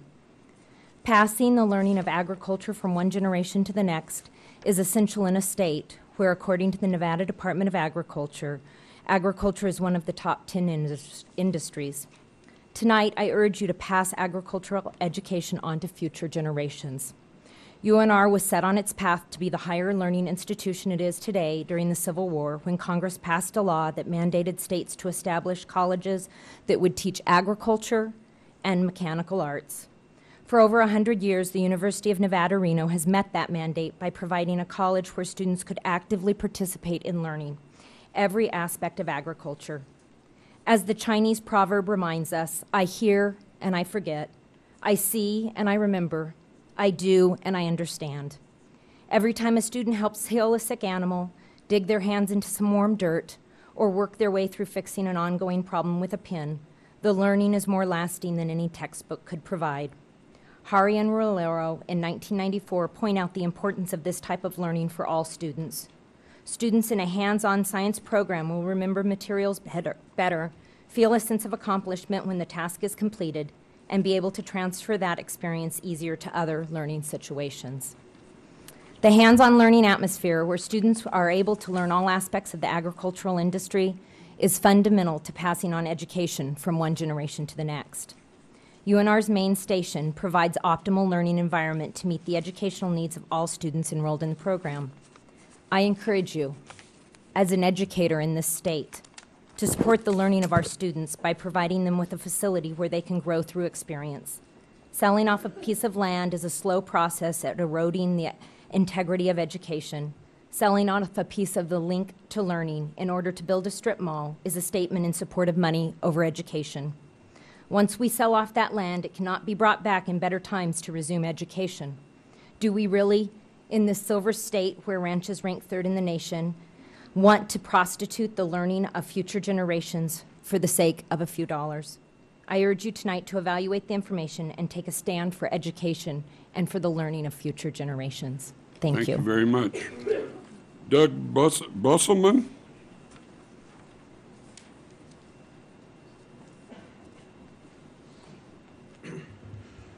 Mr. Mayor, members of the council, for the record, my name is Doug Busselman. I'm the Executive Vice President of Nevada Farm Bureau. With a decision for continuance, which we support and appreciate, Nevada Farm Bureau would still like to stress our organization's opposition to the change of zoning for the 104-acre tract of land on the main station agricultural research facility. We want to point out that our opposition is not related to the meat processing facility. Our opposition is based on the change of agricultural use of our land-grant university's mission for agricultural research. We will continue to press our point of opposition in whatever venues that might be available in the future, based on the need to maintain agricultural research and education on the main station farm. We don't consider the concept of property value being increased by enhancing zoning status to commercial levels for this property having the same context as private property might. These facilities are public resources for agricultural research and education. As the parties involved in the appeal process work through their agreements, we would recommend that future public meetings are held to share any arrangements that are achieved. We appreciate the idea of the councilwoman in encouraging public town hall meetings. This will allow for a clearer understanding of the details of that need to be evaluated for potential future zoning changes. Thank you. Thank you very much. Philip Moore?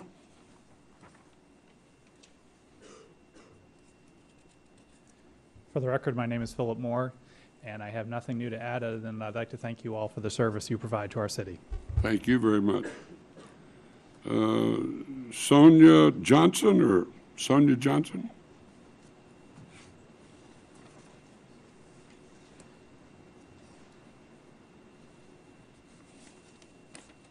I'm Sonia Johnson. I'm a farmer from Fallon, Nevada. I also was raised in the Reno Sparks area, and I remember floods from many years ago. But one of the things I really am opposed to the change of the zoning. I know we don't have a great deal of research going on right now, but as a farmer, and especially in today's situation, it's very important to have ongoing information. And I attend everything I can as far whether it's in Idaho or in order to keep up with what's going on. But with the travel and the kind of thing that we're seeing in the world today, there's increased diseases, as whether it's disease for a plant, there's insects, there's ongoing things and changes and mutations that we need research. Now that, on that farm, they developed many years ago a vaccine for a disease. We've seen a lot of red water in cattle, and it's used all over the world. But we need research, and the University of Nevada has a challenge because the high desert that we live in, the Great Basin, has different and unique situations. So I would like to oppose that. Thank you very much. Thank you very much. Shelley Brandt, anything new? Starting to hear the same things, but it's my old age. Shelley Brandt, for the record. I have only one thing to add. Everyone who came before me said pretty much what I wanted to say. I have one thing to say. I'm a public librarian. This is a book on urban agriculture. It's one of hundreds of books published in the last few years on this subject and thousands of articles about agriculture and its importance to communities. My reason for bringing this is to illustrate that this is not just a Reno concern. This is going on all over the nation. Many municipalities promote local food production economies, but few can boast an urban meat processing facility and an urban farm. And I would ask UNR and the stakeholders, formal and informal community leaders, to value that and make the best of what we have of this very valuable asset. Thank you. Thank you. Darren Boo. Darren Boo, there you are. I'm sorry, sir. Come on up. Give us something new. I'm Darren Bew. I'm partner in Los Verdes Tree Service, and I just want to take a minute to thank you all for taking a conscientious consideration of this matter. And I would like to point to the idea of the intrinsic value of open space. You know, I think judging by the way the downtown area has been developed the last 10 years, you have a good sense of that, and I congratulate you on that. And thank you in particular, Councilwoman Sferaza. I am a resident of Ward 3, and I appreciate your understanding that this is a complicated issue that everybody should get involved in. Thank you very much, sir. Clinton Coble.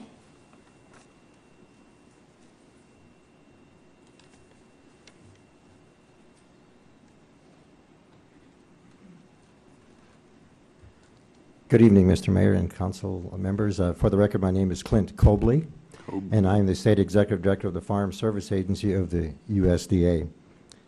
The United States is the most food secure nation in the world, and that is why Americans pay the absolute smallest percentage of their disposable income for food of any, not most, but any country in the world.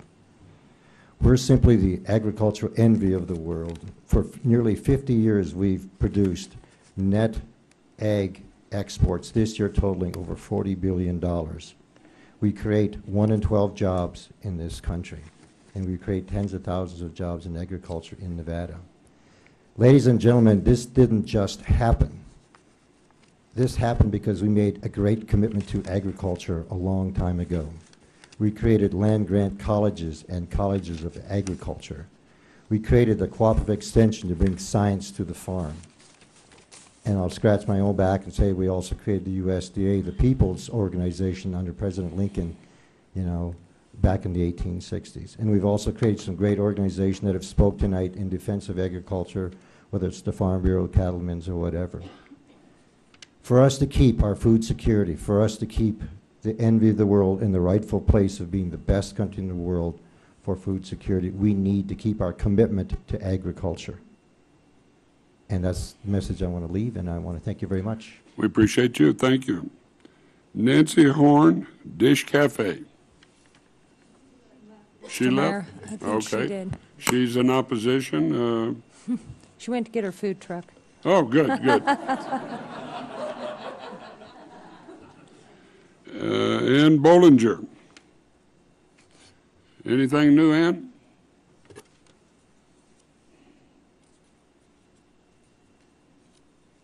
Good evening, Mayor, members of the City Council. Ann Bollinger, for the record. I'm a resident and homeowner in the City of Reno, a graduate of the University College of Agriculture, and I am gainfully employed in the natural resources. You've heard much about the learning opportunities from the students and for the students at the university. What I've not heard yet is also the professors at UNR who not only conduct research at the main station, but present it at national and international conferences and publish in professional journals. While the loss of 104 acres may not impact the educational opportunities, it does impact the animal carrying capacity. For example, if the farm currently has 1,000 animals on 1,000 acres, it cannot sustainably allow all 1,000 animals on 900 acres. Natural resource professionals, ranchers, and others all know the damage caused to soils, vegetation, water resources, and livestock when overgrazing occurs. By the way, Vice Chair Jason Woosley, who approved the rezoning, publicly asked if there was grazing animals on the property. This informs me that he is truly unaware of this property and any potential impacts. Additionally, as you're aware, if I can show that, and you've probably seen this before, the Strawberry River Flood Project is currently buying homes to remove them from flood-prone areas. I've also heard there's a proposal to raise other homes in the Hidden Valley area. While the PUD proposal seems to have mitigated their development, the city should consider the cumulative impact to the area. The zoning, as proposed, does negatively impact the businesses the Wolfpack meets, as well as the remaining agricultural land and its values. The applicant identified the adjacent agricultural land uses and initially proposed a 15-foot landscape buffer. At the Planning Commission, one of the commissioners recommended an increase to 30 feet. To help put this in perspective, can you imagine a slaughter facility and the same distance as City Hall to the Reno ice rink? That is 30 feet. This buffer, nor any buffer, but open space, is compatible next to the slaughterhouse. Also during the Planning Commission, Mr. Nathan Gilbert with the City of Reno stated that the UNR Main Station Farm was not identified for open space protection in the Reno Open Space and Greenways Plan. I had participated in those public meetings and workshops. Only speaking for myself, I hadn't considered the UNR's Main Station Farm because most of it remains outside Reno's sphere of influence, and perhaps naively, I thought it was protected by the university. After the Planning Commission, the Reno Gazette quoted interim president Mark Johnson as seeking the highest value for the land. This is considered speculation regarding the future market. Appraisers rarely, if ever, can estimate the value of ecosystem services, aesthetic values to the residents, cumulative impacts of development and flood potential, benefits of education to the university, its students, and community. You're going to have to round it up. Okay. The university should explore the funding options for the conservation easements, and there are programs available. I commend Commissioners Dagny Stapleton and Max Hamilton for recognizing the importance of open space aspects of this parcel, and I wish for you to do the same. Thank you very much. Jill Heaton. Going to give us something new. I do have something new. Good. For the record, my name is Jill Heaton. I'm in opposition to the rezoning of the 104 acres of the UNR Farm Main Station. I need the doohickey. Just go ahead and put your paper down. She'll pull it up. You can see from this graph, this is population statistics from 2010 for the state of Nevada. It ranks the population from the lowest to the highest. Esmeralda County, 789 people. Clark County, almost 2.8. I'm sorry, just over, just nearly 2 million. Clark County and Washoe County both account for collectively about 2.5 million people in the state of Nevada. That's 89% of the population of the state of Nevada. Yet they only cover about 13% of the geographic area of the state of Nevada. Another way to look at this is called a population cartogram. The proportion of the counties are distorted as the population changes, and you can see in 1920 Clark County and Washoe did not represent or cover as much population in the state as, say, in 1950 or 1960. If you continue, you can see that today, Washoe County and Clark County dwarf the entire state of Nevada. Many could or would argue that this is the very reason why agriculture is no longer important to the state of Nevada. I offer you an alternative way of looking at this. It says to me that Nevada, rural Nevada, the Nevada that covers 87% of the geographic area of our state, has not changed. Washoe and Clark County have changed. We still have agriculture in 87% of the state of Nevada. That part of Nevada, the rural Nevada, is still out there, and we cannot afford to leave it behind simply because Washoe and Clark County have grown so large that they cannot see past their own waistlines. The University of Nevada, Reno, as a land-grant institution, is here to serve the state of Nevada, not Washoe County or Clark County, because we hold the largest population base. In order to do so, we must be committed to agriculture education at UNR, as we have so successfully done with mining, the other important economic driver in 87% of the geographic area of our state. Rural Nevada needs mining and it needs agriculture. We are in a mining boom, but lest we forget, each mining boom is followed by a bust, and it is agriculture that remains, and it will always remain. Agriculture is a critical economic driver to over 87% of the geographic area of our state, and I suggest we look beyond ourselves to the rest of our great state of Nevada and save and continue to support agriculture at our university. Thank you very much. Thank you very much. Andrew Church.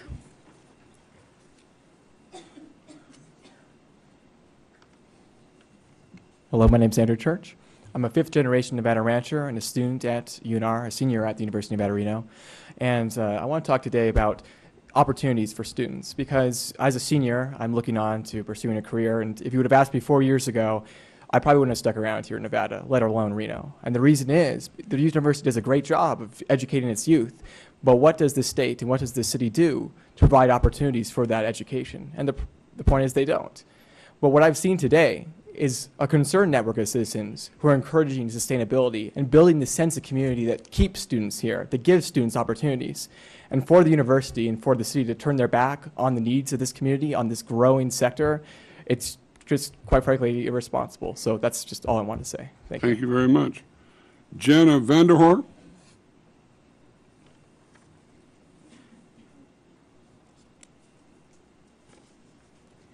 Good evening. My name is Jana Vanderhaar. I'm a landscape architect, and landscape architects look at land a little bit differently when they start a project. What I want to point out is here's the lovely place we live, and look at the green space out there that is soon to that might be or is being proposed to be turned in more box stores. Right out here. If we look closer at that piece of land, every farmer would be super jealous because it is the most amazing land to grow food on. It is not good land to build commercial, industrial properties on. Silt loam is like the best soil for growing. Why are we building on it? Why are we even thinking of building on it? Another point is, it is in the floodplain. Agriculture and flooding are a good marriage. Anytime the river floods on agricultural land, it brings in more nutrients. So this helps the state save a lot of money in flood claims, because the farmer's not going to send in claims for floods on the land because it's free fertilizer. I'm also part of the local food network in town. It's a conglomeration of governmental representatives like Clint Cobo. It's local citizens that are concerned about having enough local food to feed ourselves. We have UNR representatives and restaurateurs. And we have identified that we need more farmers in our state to make our state more food secure. We also have identified that we need to protect wolfpack meats because it serves such a big it serves such a big, I don't know the word, but anyway, you need to know that some farmers can't get insurance unless they can process and package meat in one facility. And so it serves your community to have that facility there. And as a landscape architect, I know that the proposed zoning will not be compatible with Wolfpack meats. So you'll be losing a huge asset to our community. So instead, Mr. Mayor, I believe you signed the climate change, the Mayor's Climate Protection Agreement. And part of that is that you promised to preserve more open space in our community.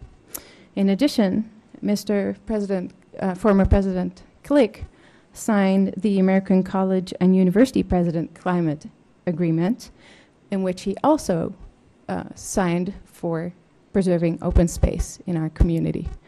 And so I wanted to ask you, as a council, is there any way that this can be rezoned differently than what it currently is and than what the university is asking for? Thank you very much. Robert Holly.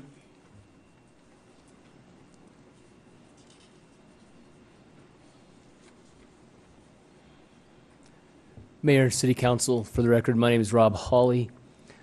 I'm a fourth generation rancher farmer, 1989 graduate of the university, as 15, 20 other family members are. Some of what I learned on the 104 acres that's sterilely referred to as the McCarran Strip. It's beautiful farm ground. And my perspective is that were it not for the university, when it had a viable, applicable ag program, Nevada's ag industry wouldn't be what it is. That program has changed significantly. There still is a need in this state for range-based agricultural education. However, as other speakers have indicated, the growth towards local, sustainable agriculture is tremendous. People want food that they know where it came from. They want to have food that they know is healthy. They want to be eating cattle that weren't trucked 1,000 miles in the back of a stock truck to spend 2 days in a slaughterhouse. And I will mention, and I want to thank President Johnson for having us in his office on Friday. And I think that the privatization of Wolfpack meats is something that is underway. I will mention as well that the perceived competition with regional operators is merely that it's perceived because of the aspect of one roof production. It's similar as 20 years as a law enforcement officer. It has to do with chain of evidence. When that meat goes from Fallon to Reno, it would be like sending your evidence with a good citizen from the evidence locker to the courthouse. It doesn't stand up in the end, and it makes a problem with the end product. So that being said, I would really wish to encourage the council and you as the mayor and also the university to really look at reinventing its agricultural mission to incorporate local sustainable food production, both in relation to livestock and plant science. The Great Basin, as has already been mentioned, is very unique. There's no other place in this country where you have people that are growing on land that gets 2 inches of rain a year and growing productively. And it would be a shame to have to continue to send our kids to Santa Cruz or to Utah State and some of these other locations. So that land is vital for the future of the university, I believe, and it should be kept open and green. Thank you, sir. Thank you. Wendy Brilla.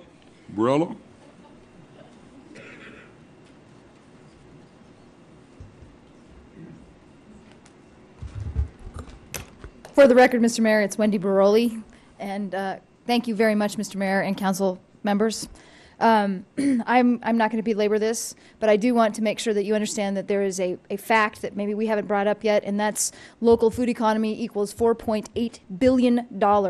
$4.8 billion USDA local food economy fact that just came out, and we are trending at this point $7 billion. It sure would be nice in all the things that have been demonstrated to you that right now today Nevada can take advantage of that. And I think what we're finding is we have an interim president that possibly is comes from centralized agriculture, and I think what we're talking about is decentralized agriculture. And so what we're hoping is that we can table this and come to a conversation about new kinds of curriculum to reinvigorate our university and to make sure that we protect that land just for that particular purpose. The other thing that I would like to do, and I'm sorry, I apologize for being a pain in your neck, but I'm the one who started the petition, and I wanted to make sure that you knew that as of this meeting, we got another 125 signatures. Of those 125 signatures, 100 of them came from the state of Nevada. This is a very significant issue. It's significant across the United States. And the reason that we started this is because we believe that there's an opportunity for our city to rebuild itself in a completely different manner. And we want to meet with the university and help decide what the best course of action is. And maybe what we used to do isn't what we're going to do today. And I think you can see a whole public willing to join into that conversation. So thank you, Interim President Mark Johnson, for asking us to meet with you in town hall meetings. And we hope to continue that conversation. And thank you, City Council, for hearing all of us. And, oh, I'm sorry, this ream of paper, because we're a green city and we have a green initiative, represents all of those signatures, but I'm going to give it to you on a thumb drive because that's the green way to do it. Terry Thomas.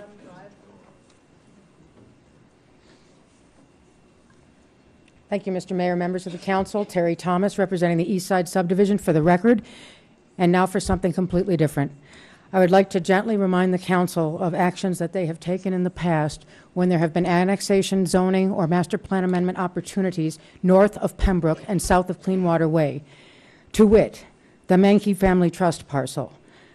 The Reno City Council on March 23, 2011, quite rightfully decided that the proposed development on that parcel was too intense and not compatible with the rural/residential environment that surrounds it. Although the UNR parcel is more removed from our subdivision, it is in principle the same incompatible use. The unincorporated areas east of McCarran have a character and visual appearance that is undeniably different from parcels in the city of Reno to the west. The haphazard handbook put together by Wood Rogers can't seem to decide if residential parcels are adjacent to its proposed project or not. The planners and engineers from Wood Rogers maintain that this project will address, quote, the sensitivity and compatibility with adjacent UNR agricultural operations to the east and undeveloped property to the south. What about the developed property to the east and south? Long-established communities in Lower and Upper Hidden Valley will be greatly impacted by this proposed project, and yet our input has not been sought, and when it has been given, it has been ignored. In their own handbook findings review, Wood Rogers' application itself fails to make required findings under state law. They dodge the finding altogether whether this project will be a beneficial or adverse impact on us. In fact, instead refer to the fact that property owners on parcels to the south have submitted applications to your body to rezone or intensify development, both of which have been denied. They failed to mention that. They're also to promote the conservation of open space and the protection of natural resources in the area. Well, the 104 acres is currently open space and contains a variety of natural and scenic resources. How does the proposed project promote conservation to maintain those? Wood Rogers merely concludes that the property is, quote, suitable for development, unquote.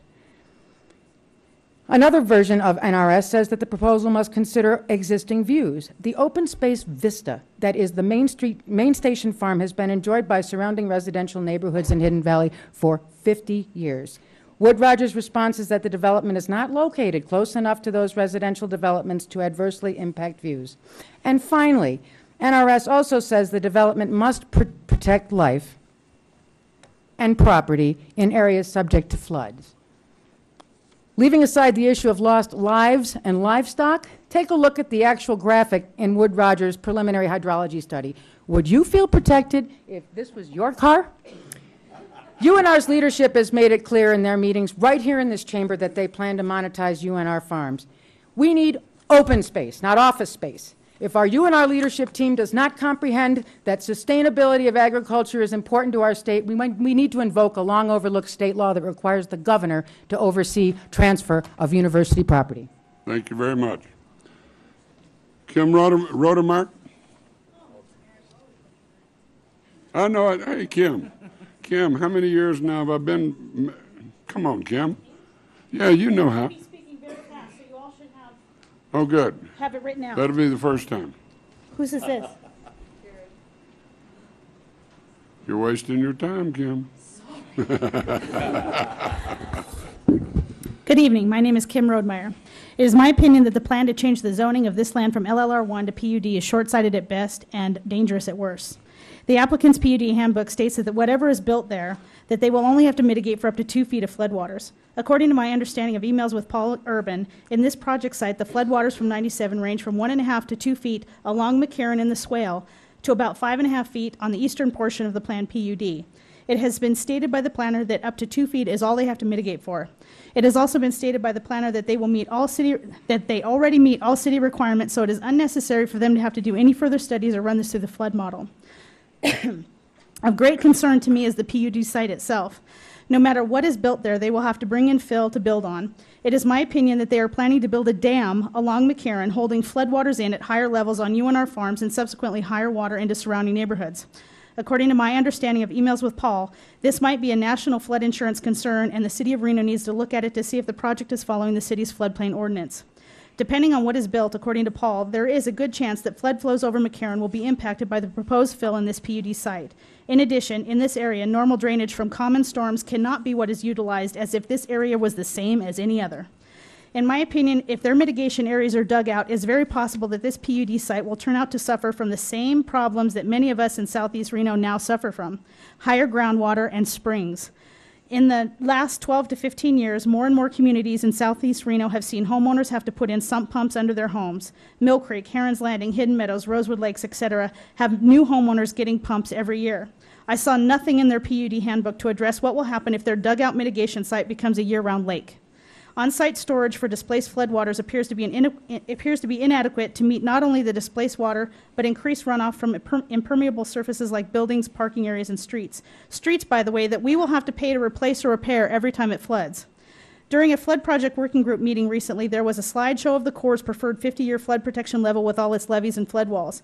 It was stated by the staff that if this plan is chosen, then the plan would increase floodwaters into communities south and east of UNR. Example, a 100-year flood would now have 117-year water. If this project plan is implemented in addition to the planned PUD, what do you think is going to happen to our communities? Another issue is the Yori Drain. In the handbook, the plan is to put it underground. It is my understanding from emails with Paul that this is one of the first places that water goes over McCarran during an event. It is my understanding from It is my understanding from emails with Paul putting this ditch underground may have potential impacts to the FEMA floodplain upstream of McCarran. It is also my opinion that putting this ditch underground in a pipe that is a continuation of what is under McCarran will cause further backups upstream in the Yori ditch, causing waters to increase west of McCarran as they hit a longer section of potentially inadequate and clogged pipe, thereby detrimentally impacting west of McCarran along with the communities south and east of this PUD. There used to be over 10,000 acres of floodplain in the Truckee Meadows. Reno is down to their final 1,600 acres. Do not continue to eat away at our protections. Protect the existing communities and do not change the site from an LLR1 to a PUD. Oh my God, I finished it. You did a great job.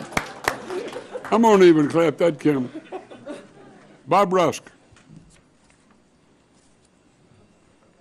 Mayor and Council, Bob Rusk, downtown Washoe Valley.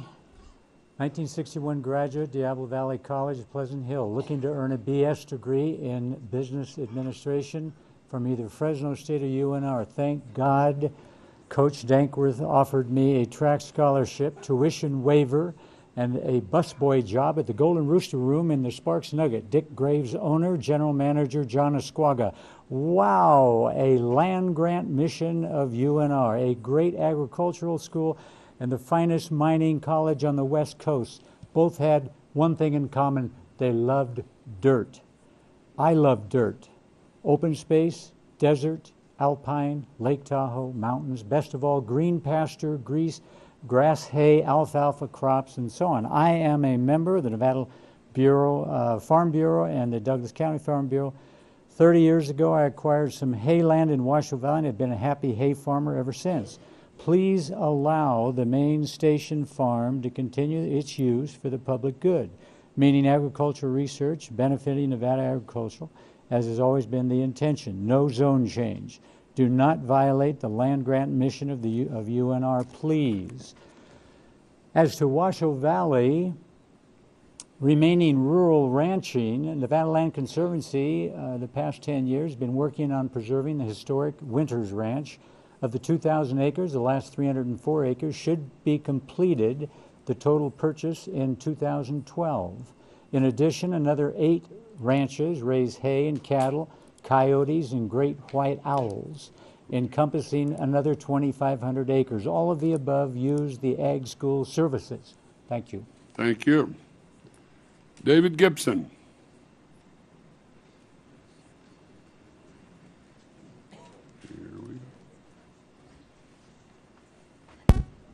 Good evening, Mr. Mayor and City Council. For the record, my name is David Gibson. I'm a local homeowner and I grow food in my backyard. Mic check. Mic check. Mic check. The land in question belongs to the people of the state of Nevada. Zoning it for development is not in our best interest.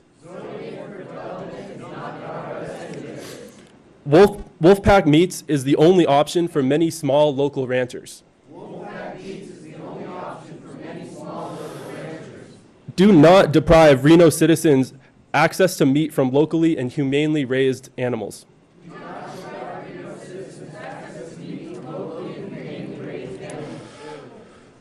Yesterday, 1.28 million acres of our state was sold to a Florida developer for just $25 an acre.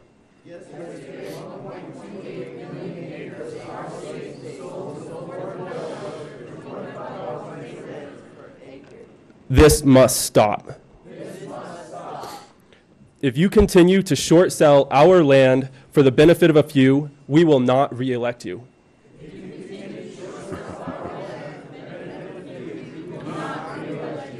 Whose land? Our land. Whose farm? Our farm.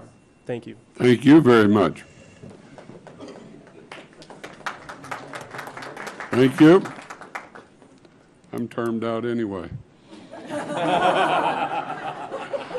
Anyway, that was very good. Thank you very much. All right, ladies and gentlemen, we'll close the public comment section and bring it back to the table.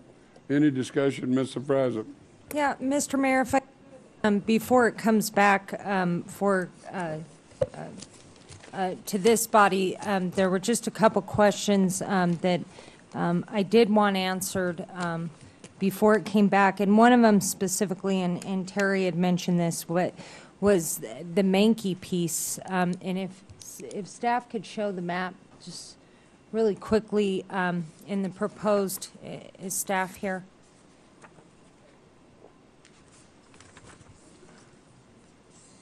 We can get an opinion on that and get that stuff back to you, unless they have a map now. That's what I would like to see, because that's what I was going to bring up tonight. Can you show me where the Mankey piece is on this map? Nathan Gilbert, Associate Planner. It's just south of the... Right there. Right there. And I do believe it's worth noting that they came in for essentially the same zoning and master plan change, and back in March of this year, and the council denied that master plan change for the parcel directly adjacent to this. For the same exact uses, Mr. Mayor, I'm looking at the PUD application by UNR, and that was denied by this council. So I guess a legal, I would like some legal analysis before it comes back to us in the 90-day period.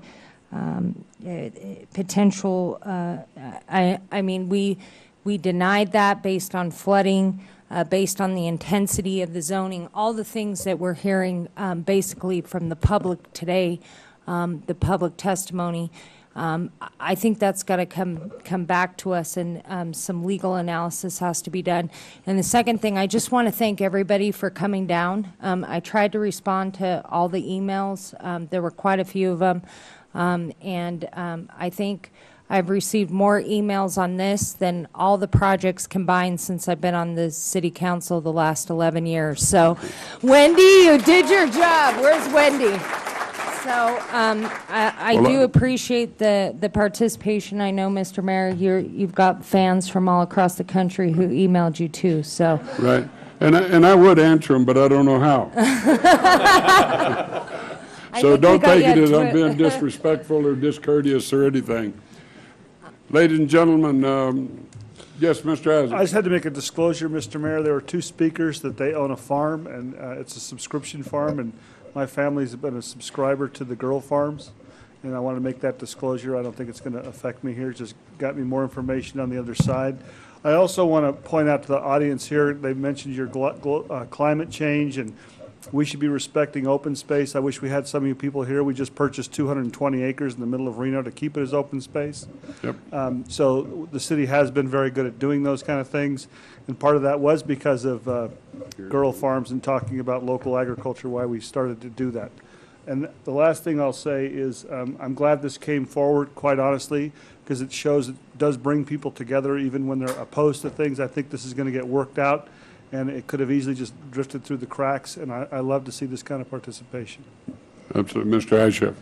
Yeah, I would just direct staff to go to these meetings so they can adjust their staff report and report back to us as how the meetings went and the tenor of the meeting, so we get some sense if there was really some collaboration here to resolve it. Okay, I do have a question for legal staff. Is it legal for council to attend those meetings if UNR does have the town halls? Because we do have to, in this capacity, we're sitting as essentially the judge.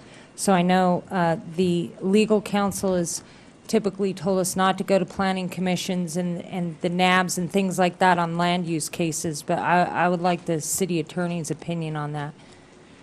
Essentially, what you're talking about is an open meeting law and whether there's a quorum of the council or not.